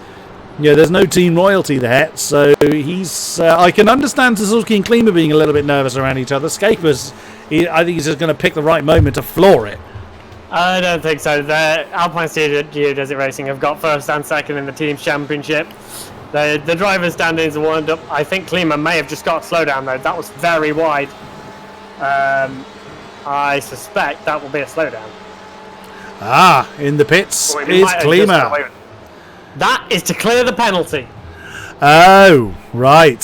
So I guarantee that is to clear the penalty. It's like, well, I either clear a 1.5 second penalty on track or I pit, and I'll clear it that way. Guarantee that's what he's done. Fair enough. And if I'm wrong, I could just be wrong. I've been wrong many times. It might happen again. The logic is sound, so it certainly does make sense. Oof. Phil Reed really pushing on the back of a new fastest lap of the race. He then roaches turn one. Ooh. Very hot. Christ, he took a huge chunk out of that lead as well, of that fastest lap. He's 3:51.7 from Phil Reed. He's taken a big old chunk out of that. But he has still got Dominic Gadamer on his tail. Evan Imre has brought his car in as well, so he's giving Klima some company. Where will Klima reappear? He's left his pit box, 16.3 seconds stationary. That is Nick Domino just coming through, so 20th is where Klima will reappear. He's got a lot of traffic ahead of him. And Phil Reed's got to slow down again, and there goes... Phil.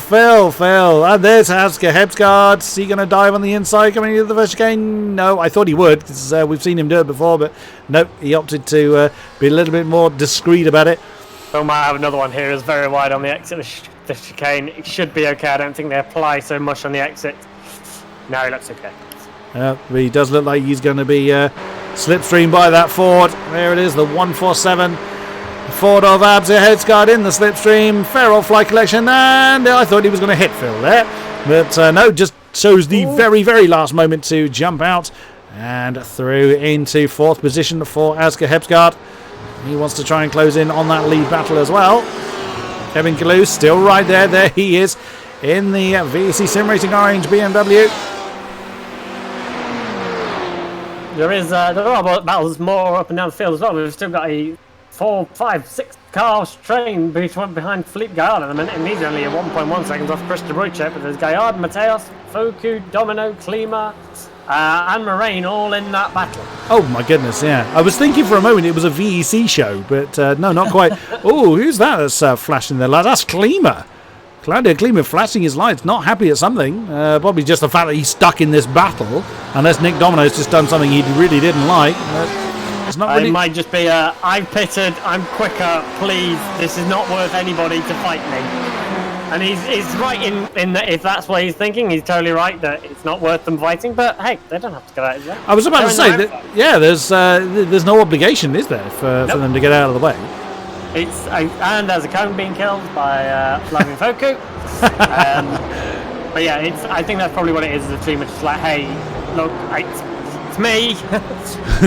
I would like to come through easily if possible, and he should be able to do it. If they don't fight him too hard, this track lends itself to easy overtakes. But it's just whether they think he's going to be disrupting their battle. Well, technically he would be. I mean, if somebody tries to back off to let him through, they're putting themselves at risk from the person behind. So, I don't think Klima's going to have an easy time trying to get through these guys. And that is going to really hurt his potential battle for the win, as that was Flavien Foku going a little deep into Indianapolis.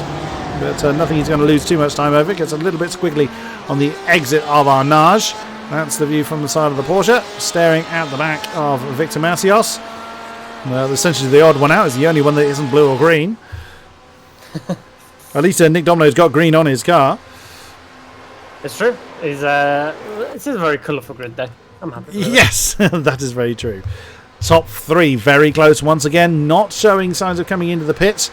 So I think your theory of Klima clearing his penalty at the moment he did is absolutely spot on. Because no one from the top is following suit right now. It's a nice idea, just because that pit lane does have two little chicanes in it you have to negotiate. It does definitely slow you down. But look where he is. He's in a big old train right now. Oh, Nick Domino's got out of his way. Domino bringing his car into the pit lane. That's one less for him to deal with. Yep. There's the... I'm not meaning this in any kind of egotistical way. It's just my eyes are drawn to my name being on the front of his car. Only because it's my name, not because I'm trying to sort of... oh, look, it's me. So it's not that. It's just... You know what I mean, Steve. You see your name somewhere, you read it because you need to know what your name is attached to. It's the same reason when you see yourself on CCTV, you look at yourself. Yeah, you know absolutely. what you look like, you know what your name looks like, but you still You look anyway. Just seen Phil Reed then do that slipstream maneuver on Asger Hepsgaard. 2.3 seconds separates himself from the top three. Kevin Gallou still doing a brilliant job hanging on to the back of that Ford. There is Marinsky, Parkinson as well in that particular shake-up. A few more people have come in. So we've got Craig Parsons, Sylvia Moraine and Nick Domino as previously mentioned. So now we're starting to see some pit stops take place. Phil trying to defend from the Ford of Asger Hepsgaard. No, I did wonder whether Hepsgaard was going to make that dive into that second chicane. Opted not to do so. But we've seen Phil is perfectly capable of pressing on while still trying to fend off those behind. Absolutely. And as we are most of the way through the race point, let's just give an update on incident limit, and that's looking pretty good. It is, isn't it? Scott McCracken's on the heights, and he's only on 10. Oh yeah, we've lost Matthew Tucker, who was holding the most at 13. As I was thinking, Holstein after that damage he was in the pits. He was stationary for 2 minutes 14. Oh, that was a long time. And he's 43 seconds behind Jared Caroni, who was in the pits for, 1.5 minutes. So it's not gone well for him. Craig Parsons has had trouble as well, so his race hasn't gone much better in the privateer Ferrari. So he'll be dropping down the field. Oh, Phil Reed, what's just happened to you? You didn't get another slur. Oh, no. He's being overtaken by Asger. Yeah, Asger doing the move on the inside of Indianapolis. Phil looking to try and get back at him already.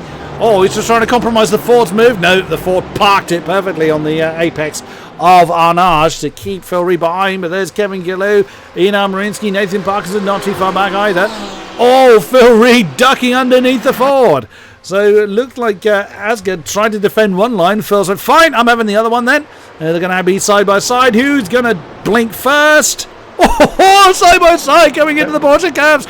Phil did not want to let that one go. He's going to have to, because Asger has managed to creep back ahead of the Ferrari, but that is costing them time now. 3 seconds between themselves and the top three. Is anyone from the top three coming in?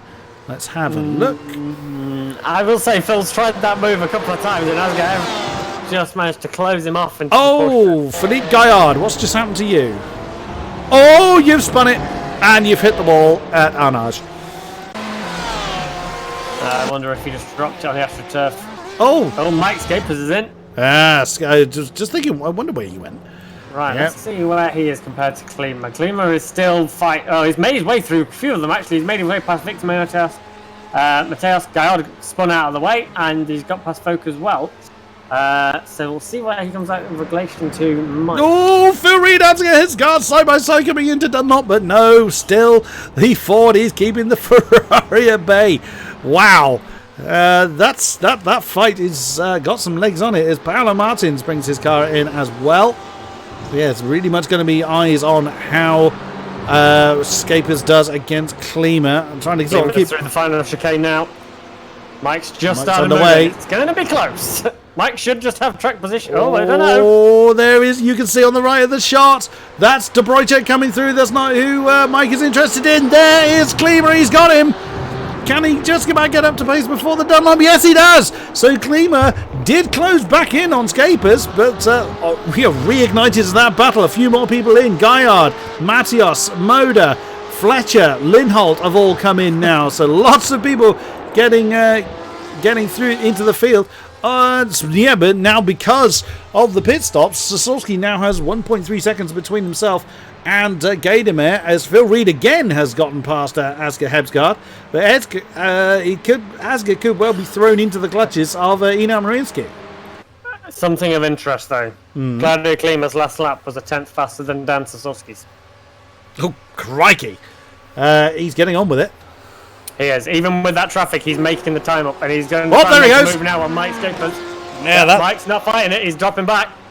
Yeah, I think he realised that was too committed, but we still have 27.5 minutes of this. Fantastic.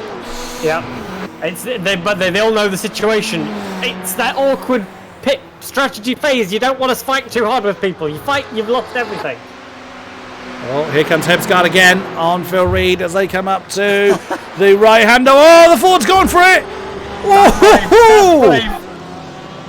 He's got him. He's managed to get the move done. That was an amazing piece of driving from both of them. Because just for Asgard to get that stopped.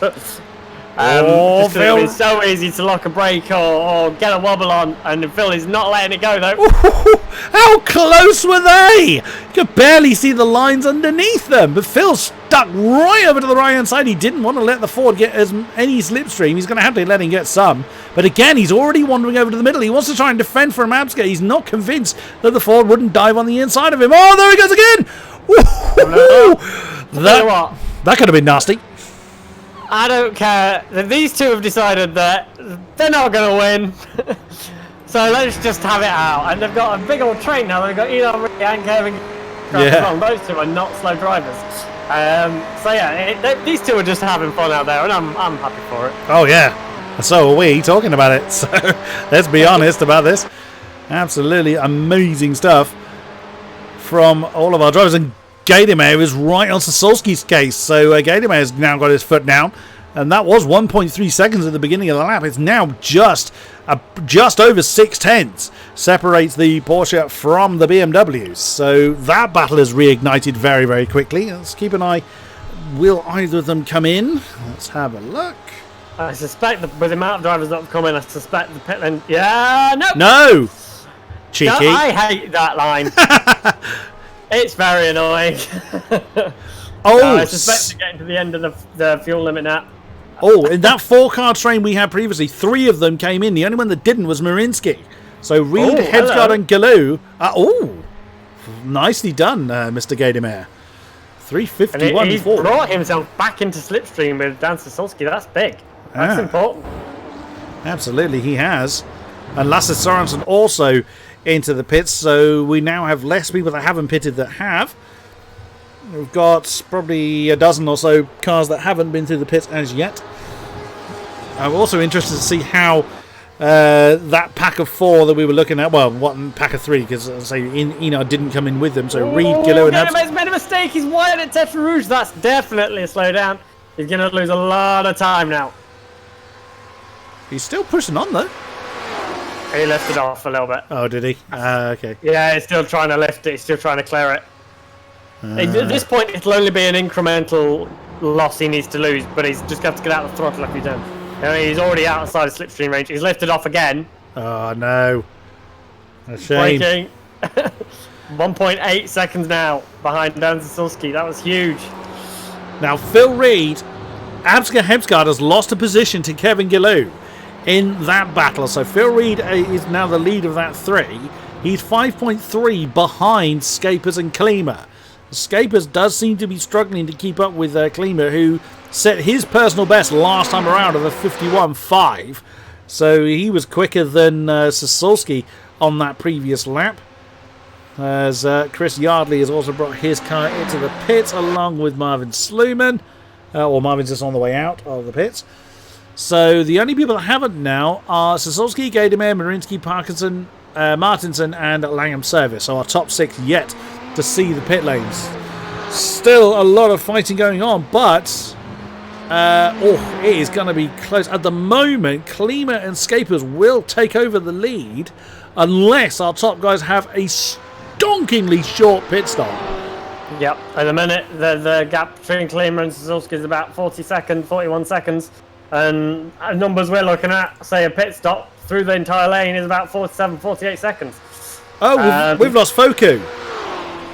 Flavian Foku is vanished. He has. What's happened to Foku? Oh, what a shame. He was doing pretty well. Real strong high teens position there, and he's now vanished. He's disappeared. I suspect he is disconnecting. Because he just straight up disappeared, and there's nothing to say at the minute that he's disconnected, which I suggest usually means that it's an internet thing. What a shame! I know the feeling well. I was commentating. When I was doing the Le Mans commentary for a different organisation over the weekend. My whole street had a power cut. That's rude. I said, well, that's rather ruined my commentary position then. Yeah, there we go. Confirmation that he has he has disconnected, and it wasn't him doing it. He has been kicked by a lack of internet. Oh dear! What a shame for Flavian Foku. Keeping an eye on Scapers and Klima. Mike now starting to get his foot down as well, trying not to let Claudio get too far ahead. Where's our leaders? There's Sasulski. Is he coming in? Coming up to the pit lane entrance. In he comes. Yes, I had to wait till the very last to confirm that. Gaidemeyer has followed him. I suspect all 6 are going to come in. There goes Marinsky. Well, let's see, because Canute tends to go 1 lap extra just to show off, really. Nope, even he has to succumb to the fuel limits of Le Mans. Thing is, it's a long lap to get it wrong on. Yeah. Andrew Langham Service follows suit as well. So that is everybody back into the pits. Where is Klima? There he is, coming back through the Corvette curves. Oh, just about keeping it in the white line. Where will he appear next to Sasulski and Gaidemeyer? That is the golden question here. You conned me again, you swine. So into the Ford curves he comes. Of course, Sasulski and Gaidemeyer still stationary. Klima's going to have this. Oh yeah, he's going to start moving. He's going to have it pretty comfortably, I'd have thought. There's a BMW. Oh, he might not be as comfortable as I thought. Sasulski is going to get to the Dunlop curve before Klima gets there. Dan Sasulski has managed to hold on to the lead, but Scapers has slotted in right between Klima and Gaidemeyer. I was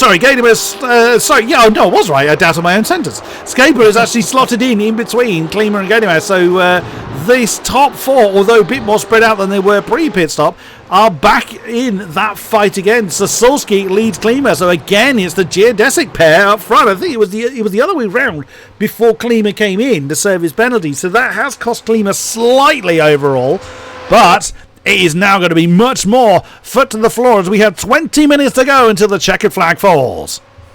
Absolutely, and to be fair, that's an amazing recovery by Klima, because that was either I served a penalty, and going through those final chicanes would have been a nightmare to try and clear it, or he pits and he risks running for longer with more fuel. Dan's just made a mistake for the third chicane. Klima's going to probably have a run here. Oh, Gilou on the back of Phil Reed. That's not for position. They're in different classes, but he is hanging on right in there. And Kevin Gilou has not shown any sign of, I don't really need to overtake you. He's shown every sign of, I'm going to have a go. And there is the geodesic pair down on the defensive line heading down towards the second chicane. I don't think it's going to matter because Klima's going to have the move done. He gets onto the grass. You don't need to go that far wide. Oh, that's surely going to be a problem. Oh, that looked like he kind of hurriedly had to slow the car down. He was touching the grass on the way down to that last turn. Hebscott's just lost a position to Nathan Parkinson. And Scapers is fending off Gaidemeyer. Phil Reed still in that battle with Marinsky and Gilou. Still lots of fighting going on. We've got probably 5 or so laps left here at Le Mans. There is Gaidemeyer getting very close to the V3 Racing BMW of Mike Scapers. And no, can't make a move at the moment. Oh, come on. Watson and Habsgaard side by side for 8th place, coming down into Mulsanne. Asgard on the outside, Puxton on the inside. Puxton's going to have a little look at the inside, contact. Little bit of touching. And still side by side. They've both had their Weetabix this morning. They are getting on with it. And Hebsgaard is well out on that one. Oh, that could have gone very, very nasty. Scapers and Gaidemeyer and Klima and Sasolski side by side. Both of the Porsche ahead of the BMW. Klima manages to fend off Sasolski, but that's very much a case of I don't care you're wearing the same colours as me. I am going to fight you. Hand over fist. Hebsgaard and Parkinson, all of the geodesics are having a battle with someone, and the BMW is going to try and cut back underneath the Ford. Try and get alongside before they come into Arnage. Not quite. Can't get the move done. Gilou and Reed very, very close. Oh, side by side. And one of them is going to get a bit of a slipstream off of Einar Marinsky. Oh, Kevin Gilou, I cannot wait to see you in the same category, to see what you're really, truly capable of. Well, we know what he's capable of, let's be quite honest about that. But at least it's going to be, the overtakes will be more meaningful when he's in the same category as those around him. Absolutely brilliant stuff. Sasolski has fallen a bit, little bit behind Klima after their battles, and Scapers a little bit off the back of Gaidemeyer. Are they going to have to worry about tyre cooler or tyre temperatures? Because the track temperature was very hot when we started. It shouldn't matter too much. Whew. I'm having to catch my breath now. Right. So, with less than 17 minutes to go, Klima leads Sasolski. Gaidemeyer ahead of Scapers. Still plenty of battling going on there. Marinsky has got Reed and Gilou for company. Hebsgaard and Parkinson still fighting on for 8th position. Canoe Martinson is 2.5 behind Parkinson. Then it's a 9-second gap to Sorensen, who's got Andrew Langham service right with him. Then it is Drexler. So up 26 positions from where he started in the Huber Racing Esports 189 BMW. Pano Martins in 14th and Gonzaga Furtos 15. De Bruycek. All of these guys are pretty well spaced out from one another at the moment. There is Imre in 17th. Victor Matios has got some company there with Sylvia Moraine. The VC Sim Racing Magenta Porsche is chasing home that 18th position. Then it is Marvin Sluman and Nick Domino. Oh, Marvin's had a terrible run or a slowdown, or both, as through goes Nick Domino into that 20th spot in the Ferrari. Not too far behind is Stefan Moda in the VC Sim Racing VAR 360 Ferrari. Scott McCracken, the next guy down the road, is very much on his own. Philippe Gaillard, the 267 Porsche. In 24-25 is Richard Fletcher in the green Ferrari. Yardley in the 393 Privateer BMW.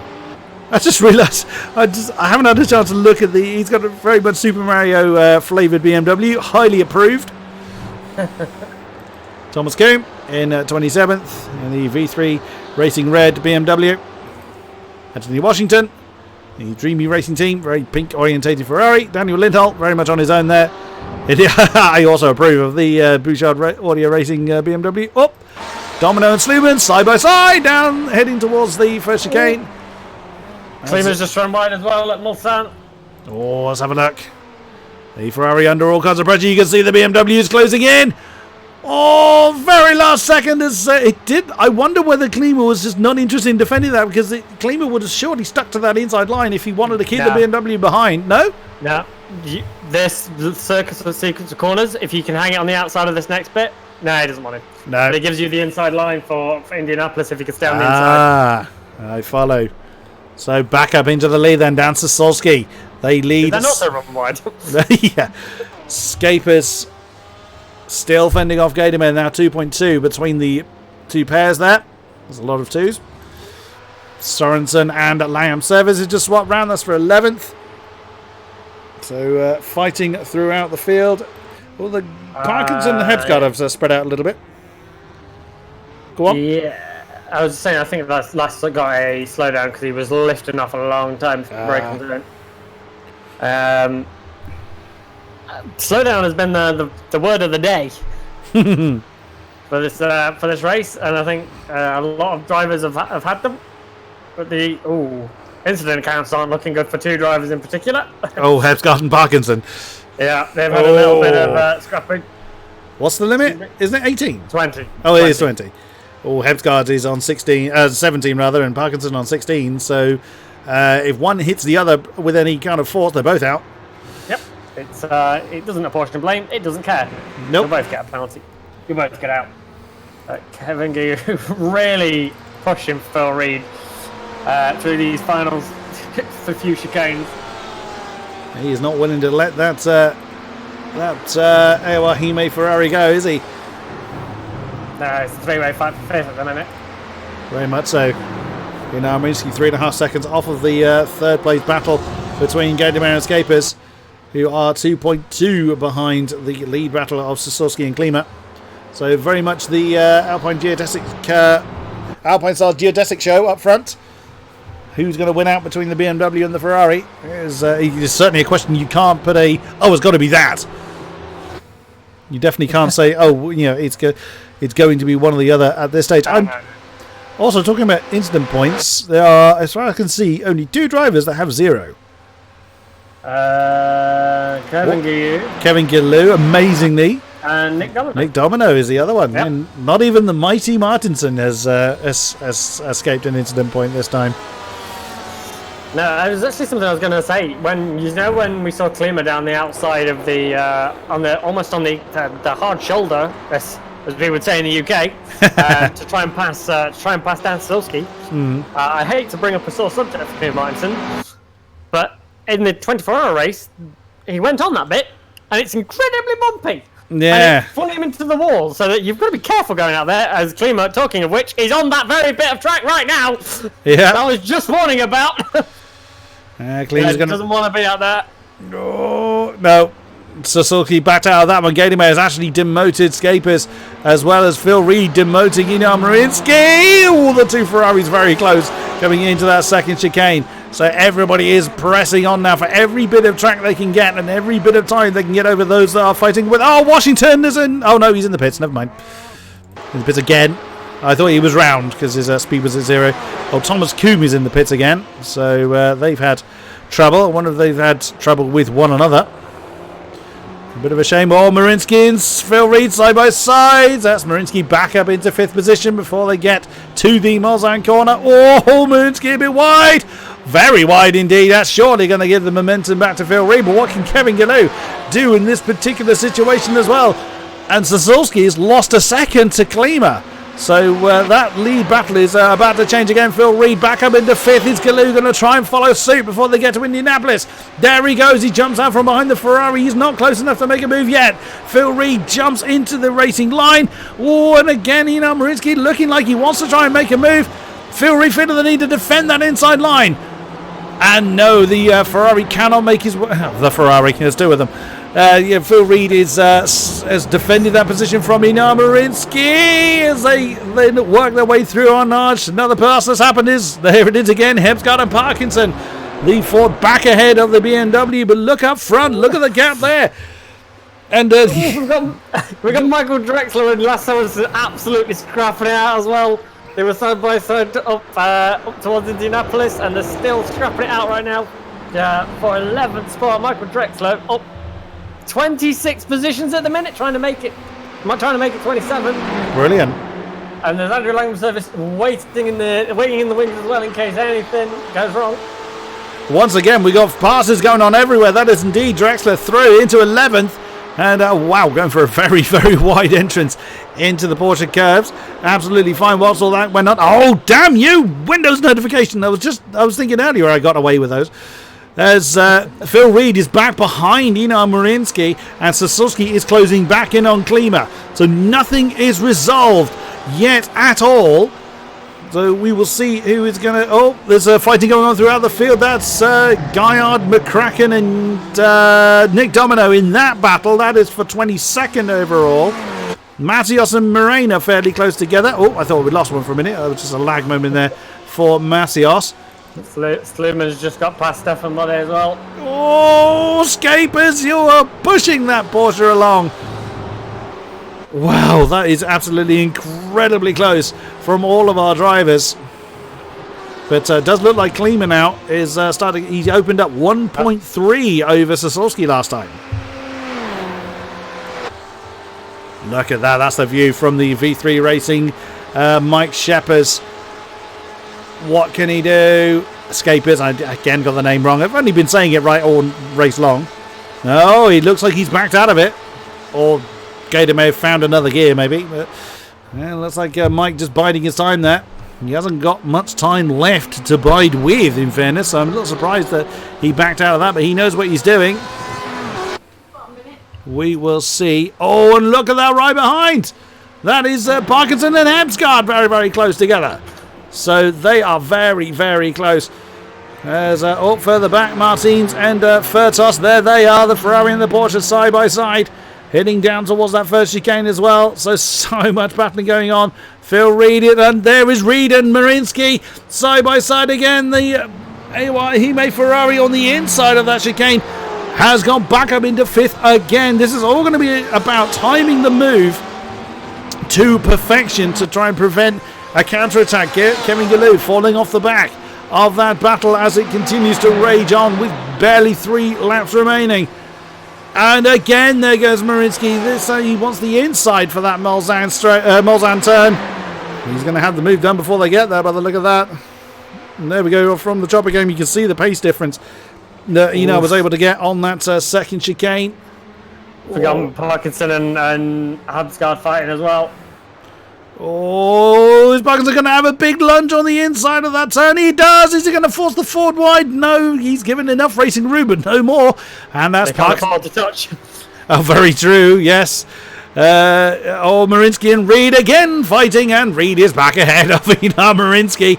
Good grief. Mike and Gadamer side by side on the inside for Indianapolis. You were talking about this. Yeah, you were talking about this positioning earlier. So, and again, Scapers has hung on to that move on the outside of Indianapolis for the inside of Menard. Oh, go on. And Klima's made a mistake. Dan's within 3/10, less than 3/10. Yep. Surprise, you're not having it all your own way this time. As there will be 2 laps remaining. We've got 6 minutes to go until the checkered flag falls. As a reminder, it's a timed race, not a lap count. So we're looking at 2 more laps to go here at Le Mans. Klima and Sosowski separated by less than 3/10, and these two separated by near enough the same gap, which is Scapers and Gadamer. Gadamer knocked out of the podium for now. Gilou and Phil Reed very close together. What's happened to Einar Marinsky? He's now at the tail of all 3 of them. He's not too far behind, but he's probably made a mistake somewhere that's put him on the tail of the train. I was saying earlier, Stevie, that it's just all about when to do the attack.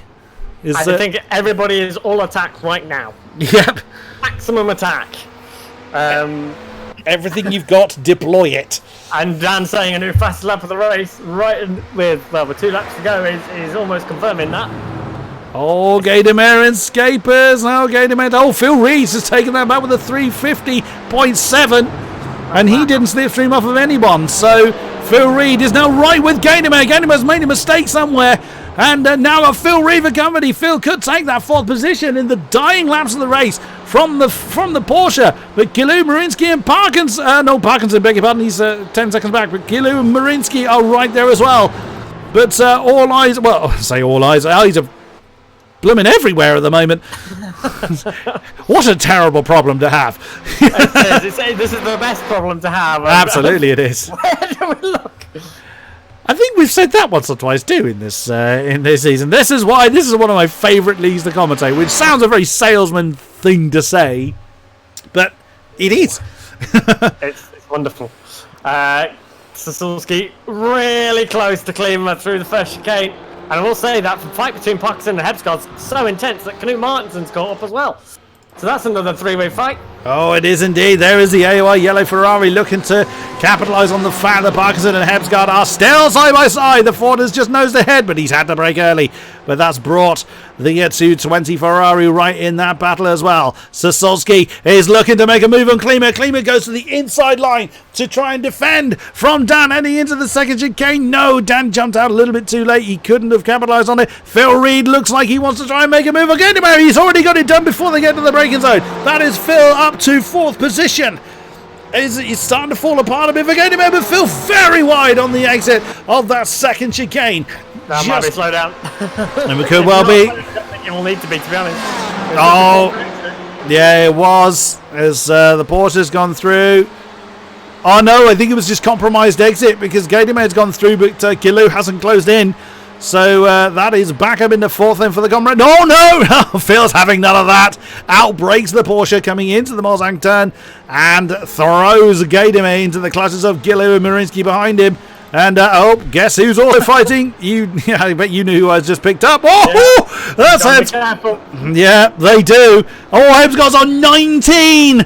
Goodness me, Knut's on 3. He could be nasty and take both of them out. Dan's managed to get ahead. He's managed to slip through past Klima. They were so close when I looked at them. Gonna have to action replay that. There they are, the BMW. Oh, wow! He wanted to return to the racing line, but then realised the Ferrari was still there. And Dan Sosulski back up into the lead. The 148 BMW leads the 110 Ferrari, but there's still 1 and a bit laps left to do. Parkinson and Hebscott have swapped position again, coming into the Indianapolis. Knut's right there. Whoa! Hebscott very nearly wide as they come down towards Arnage. I would imagine just Knut's just saying, "Go on, just have a tap. Go on." He won't know what they're on, but he's also in very danger. He's in the danger area. If these two crash, he's going to struggle to avoid it.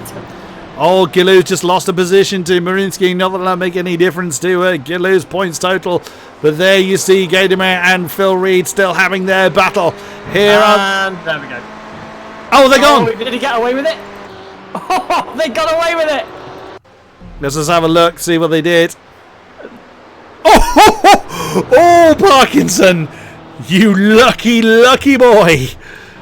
That could have gone horribly wrong. That's given Hebscott a bit of breathing space, which I doubt's going to stay there too long. We are on the final lap here at Le Mans, lap 21. Sosulski leads Klima. Marinsky's just made a mistake. Yeah, Gilou's gone past. There's Phil Reed. He knows it's now or never to try and make a move in the Porsche. We've seen him do it before, and you could see how defensive Gaydemer went. He wasn't confident on keeping the Ferrari behind. Oh, and just as they cut away, Phil Reed then cut back underneath the Porsche. There they are, side by side, coming into the Dunlop curves. Who's going to win out on this one? Phil Reed has managed to make the move stick, but Klima, he's going to have the slipstream on Sosulski. Sosulski gets very sideways, coming out of the Tetra Rouge. So surely Klima is going to have a crack at his fellow geodesic racing brethren. You would imagine so. We know there's been no real, there's been no real team orders going on there. There's Scapers in the background. He's got a huge amount of clear air. There goes Klima. Oh! Oh wow! Goodness me!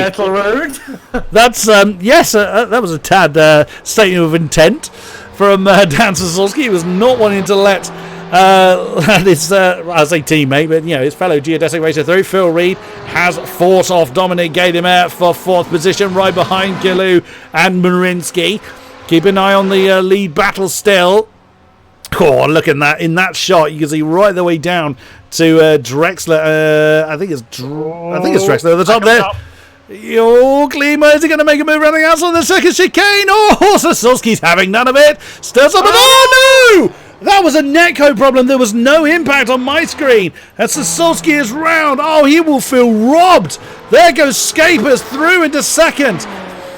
Oh, Sasolski denied at the last. Gaidermay has gotten through past Phil Reed as well on all that happening. Yeah, there was such a big gap between them. That was absolutely netcode. What a shame for Dan Sasolski. Absolutely mad. Well, it's a shame when the lead battle is resolved like that. But there really was nothing that any of them could have done. There was enough gap given from both of them. It's just that's the way that the lag gods decided to play it.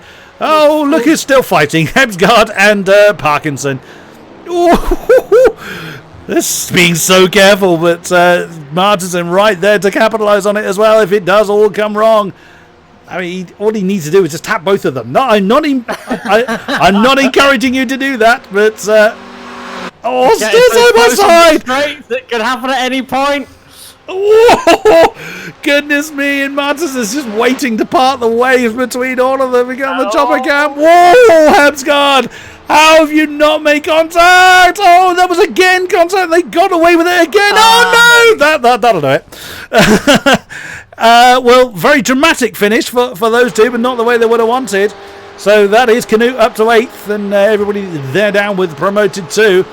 Oh, my goodness. What a finish to this incredible race. Oh, Phil Reed's made a mistake. He's behind. He's now down in 7th behind Galoo. Oh, in the dying moments of the race, it has undone itself for the AOR Ferrari, but what a race we have had up front. Not quite the result that Geodesic would have wanted, but it would seem what they're going to get is Claudio Klima, our pole man, coming through on the final lap to finish where he began. Your winner here at Le Mans. It is the Alpine Stars Geodesic Racing car number 110 of Claudio Klima. Mike Sheppers is just about going to fend off Dan Sasolski. Although my overlay says that, for a minute it says Sasolski was ahead of Scapers, but Mike manages to come home in second. Dominic Gainemer fends off the rest for 4th. Marinsky 5, Galoo 6th, Phil Reed 7. And there's Canute, having lost his company, has come home in 8th position. Then it is Mike Drexler from 39th, finishing inside the top 10. I bet you're happy about that, sir. Fair play to you. Who's next? Andrew Langham Service comes across the line in 10th position for Geodesic Racing in the 214 BMW. Then it is Lasse Sorensen for Team Vikings. Paolo Martins in the Phoenix Motorsports 299 Ferrari. Who is next? Fertos in the 242 Porsche. Then De Bruyck in the VEC Sim Racing Ver BMW. Right behind them is Imre and Silvio Moran, 15 and 16th. Matios comes home. Is Matios our pro race winner? He is, isn't he? I am, rather. I'm sure he'd love to win the pro race. But yes, he's the winner. Nicely done then from Vixie Matios to see out the season with the class race win. Moda, Sluman, Gaillard have all crossed the line. It's amazing to see that barely any gap, comparatively speaking, for a race of this kind of ilk. There's Domino in his repurposed Ferrari. He's ditched the Porsche at the last. Come home 21st. Scott McCracken 22. Yardley across the line 23. There's Richard Fletcher returning to the league in the 215 Ferrari. Manuel Lindholtz. Oh, Jared Caroni. God, started 4th all the way down there in 25th. Or 27th, indeed. My overlay changing at the last moment. Oh, no, he is 25th. My overlay can't decide where he actually is. What a disaster for Jared Caroni. There is Daniel Lindholtz. He's going to be chased home by Stefan Kamke for 26-27. Ben Hitchcock. I pretty much haven't spoken about you all race long. In the red, yellow and green Ferrari there is Anthony Washington. And Craig Parsons will be, I believe... Oh no, Christoph Holstein who continued with that very rearranged Ferrari. Oh, I also want to give that shout out to Flavio Foku, who disconnected, came back. He reappeared. 2 laps down, but he went back out on track and finished the season out. Oh, I feel for Flavian Foke, I really do, because he was having quite a strong result. But for it to be robbed of him of no fault of his own, he will be the last car to cross the line. Whew, what a way to see the season out. Yeah, they put on a good show, didn't they? A little bit. Wow. Oh. I'm genuinely out of breath with that. That was absolutely incredible. As we can confirm the finishing results as they currently sit without any steward intervention. It is Claudio Klima winning from pole. Then it is Skapers, Sasolski, Gaidemeyer, Marinsky, Gilou, Reed, Martinson, Draxler, Langham Service, Sorensen, Martins, Furtos, De Bruytek, Imre, Moraine, Matthias Moda, Sluman, Gaillard, Domino, McCracken, Yardley, Caroni, Linholt, Kamke, Hitchcock, Washington, Fletcher, Parsons, Holstein, Hebsgaard, and those that didn't see the flag were Hebsgaard and Parkinson. Folk who did see the flag but a couple of laps down. Then Coombe, Pfeffer, Tucker, Howson, Kleiber, Riethmuller, Williamson, and Nicolin. We have many drivers want speaking to us. Do we? Oh, we do have a few, don't we? Right. Bear with me a moment whilst I prep the music. Do bear with me whilst I do that. Right. Who shall we speak to first then, Mr. Chambers? Let's get Mr. Kamke in. Please do. Stefan! Oh, hello. I just opened my beer. Perfect timing. Well, what a race we've had, good sir. How was yours? Slow. Oh, goodness me. Well, there looked like there was quite a bit of action throughout. Were you not involved in a major fight going on? You were fairly close to someone coming over the line.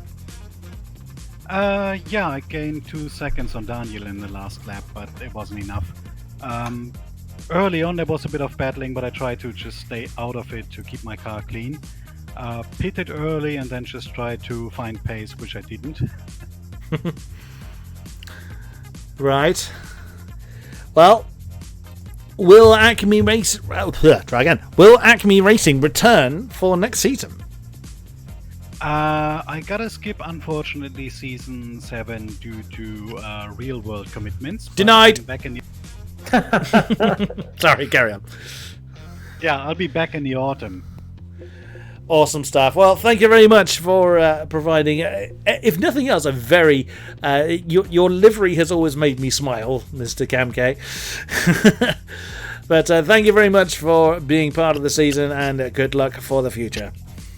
And thanks for excellent commentary, both of you. Our absolute pleasure. Who's next, Mr. Stevie? Oh, we've got many to choose from. We do. Let's get Mr. Dominic Gaidemeyer. Dom! Hello to you, sir. Hello. Well, you had a lot of fighting to do all race long. Yeah. It was fun. So, I think. When you were leading for at least half the race, we were trying to kind of second guess who was fuel saving, who was really pushing on. It did look like there was a fair amount of fuel saving and lifting and coasting, what have you, up towards the front. Was that the case, or were you trying to sort of push but not too hard? Well, both actually. Okay. On the main straights, there's no way to pull away. I didn't even try because of that. So I mainly waited for the Porsche curves because I felt like I was the strongest there. And it almost worked, I think, 5 laps in or something, or maybe 10. I can't even remember. Where I got a second gap, but it wasn't enough then. Because I was so slow in the last 2 chicanes, I lost all the time there. And then, they were back in the slipstream and everything on start again. Wow. Really annoying. So when you were sort of really having to fight for your position, at what point did you think, right, I've really now got to push, no more saving of anything? At what point did you really kind of get the hammer down and get on with it? Well, I think when Claudio pitted, obviously, it was the point to push, also because Mike pitted as well then, so I had to close the gap to Dan. That almost worked, but then I got a slowdown. Oh no, the dreaded slowdown. So many people got caught out with it, so it just goes to show how how easy it was to do. But yeah, definitely. I mean, that slowdown at Mulsanne corner is ridiculous. You cut it at millimeter, and you get 2 seconds of slowdown. So that was fun. Well, what a way to see the season out. Yeah, definitely. I wanted a better result, honestly, because at the end, my fuel calculator told me some weird things, so I had to save a lot of fuel. That's why I couldn't keep up with Mike anymore. Yeah. I mean, I was lucky in the end to even finish this race, so yeah, I can't be too sad. Where do you return for next season? Probably. Yeah. We'll see how many races I can do. Correct answer. Excellent. Thank you very much, Mr. Gedemir, for giving us some amazing racing throughout the season. It's been a great pleasure to be commentating for you guys, and we look forward to seeing you next time. Yeah, cheers, guys, and thanks for the stream. It's always amazing to watch them back on the next day. Yeah, I hope you come back as well next season. Oh, I have every intention of coming back. Don't you worry about that. Absolutely loving it. Thank you very much. See you next time. See you guys. Next. Oh God, you pick one. Yeah, it means you're in the middle. Oh, you can't see, can you? I can. Let's have. Oh my God, there's a lot of them.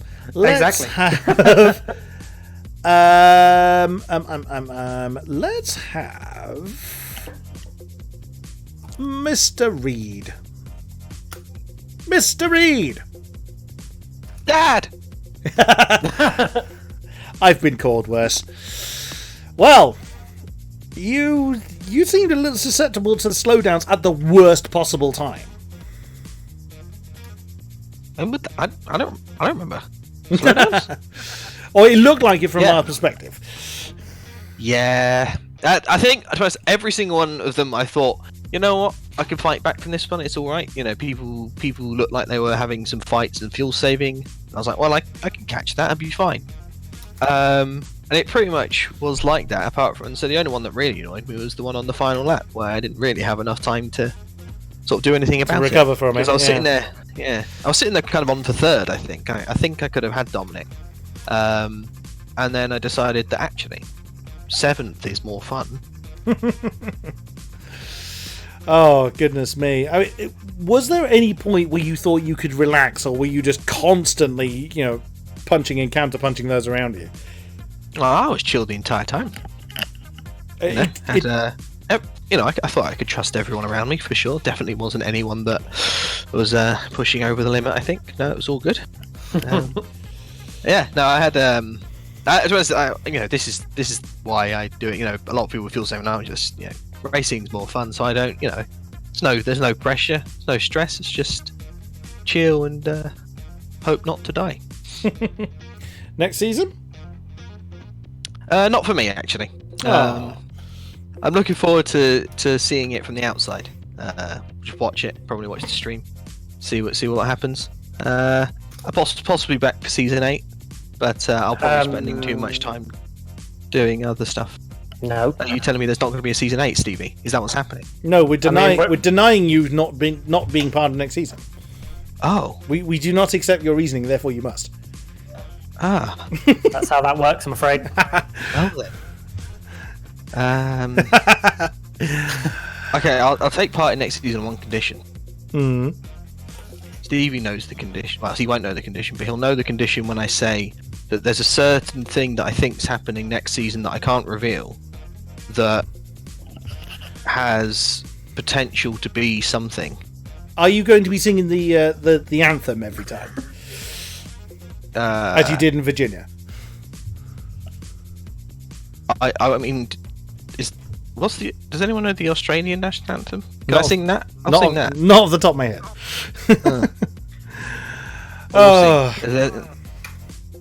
Well, thank you very much, Mr. Reed. It has been a great pleasure to commentate on your amazing battles.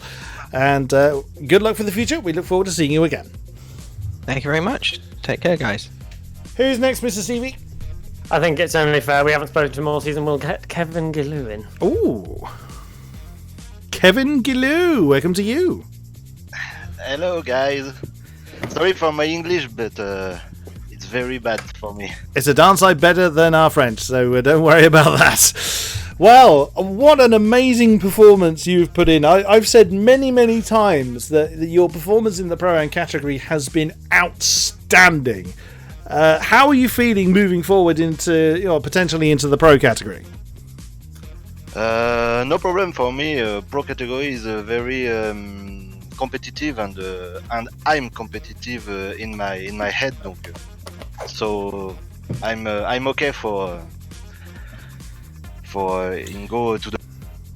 Well, you've been fighting against most of the pro people all season long, it seems.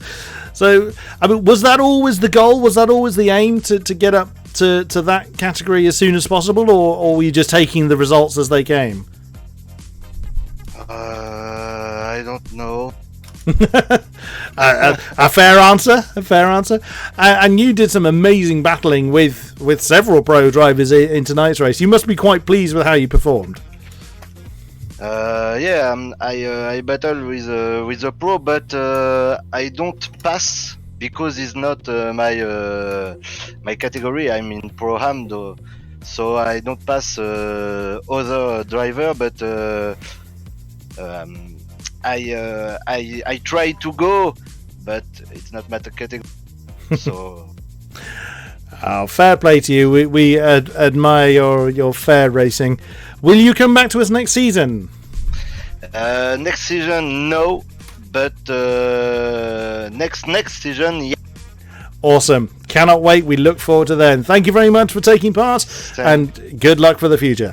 Thank you. Anyone else, Mr. Stevie? As many as you want.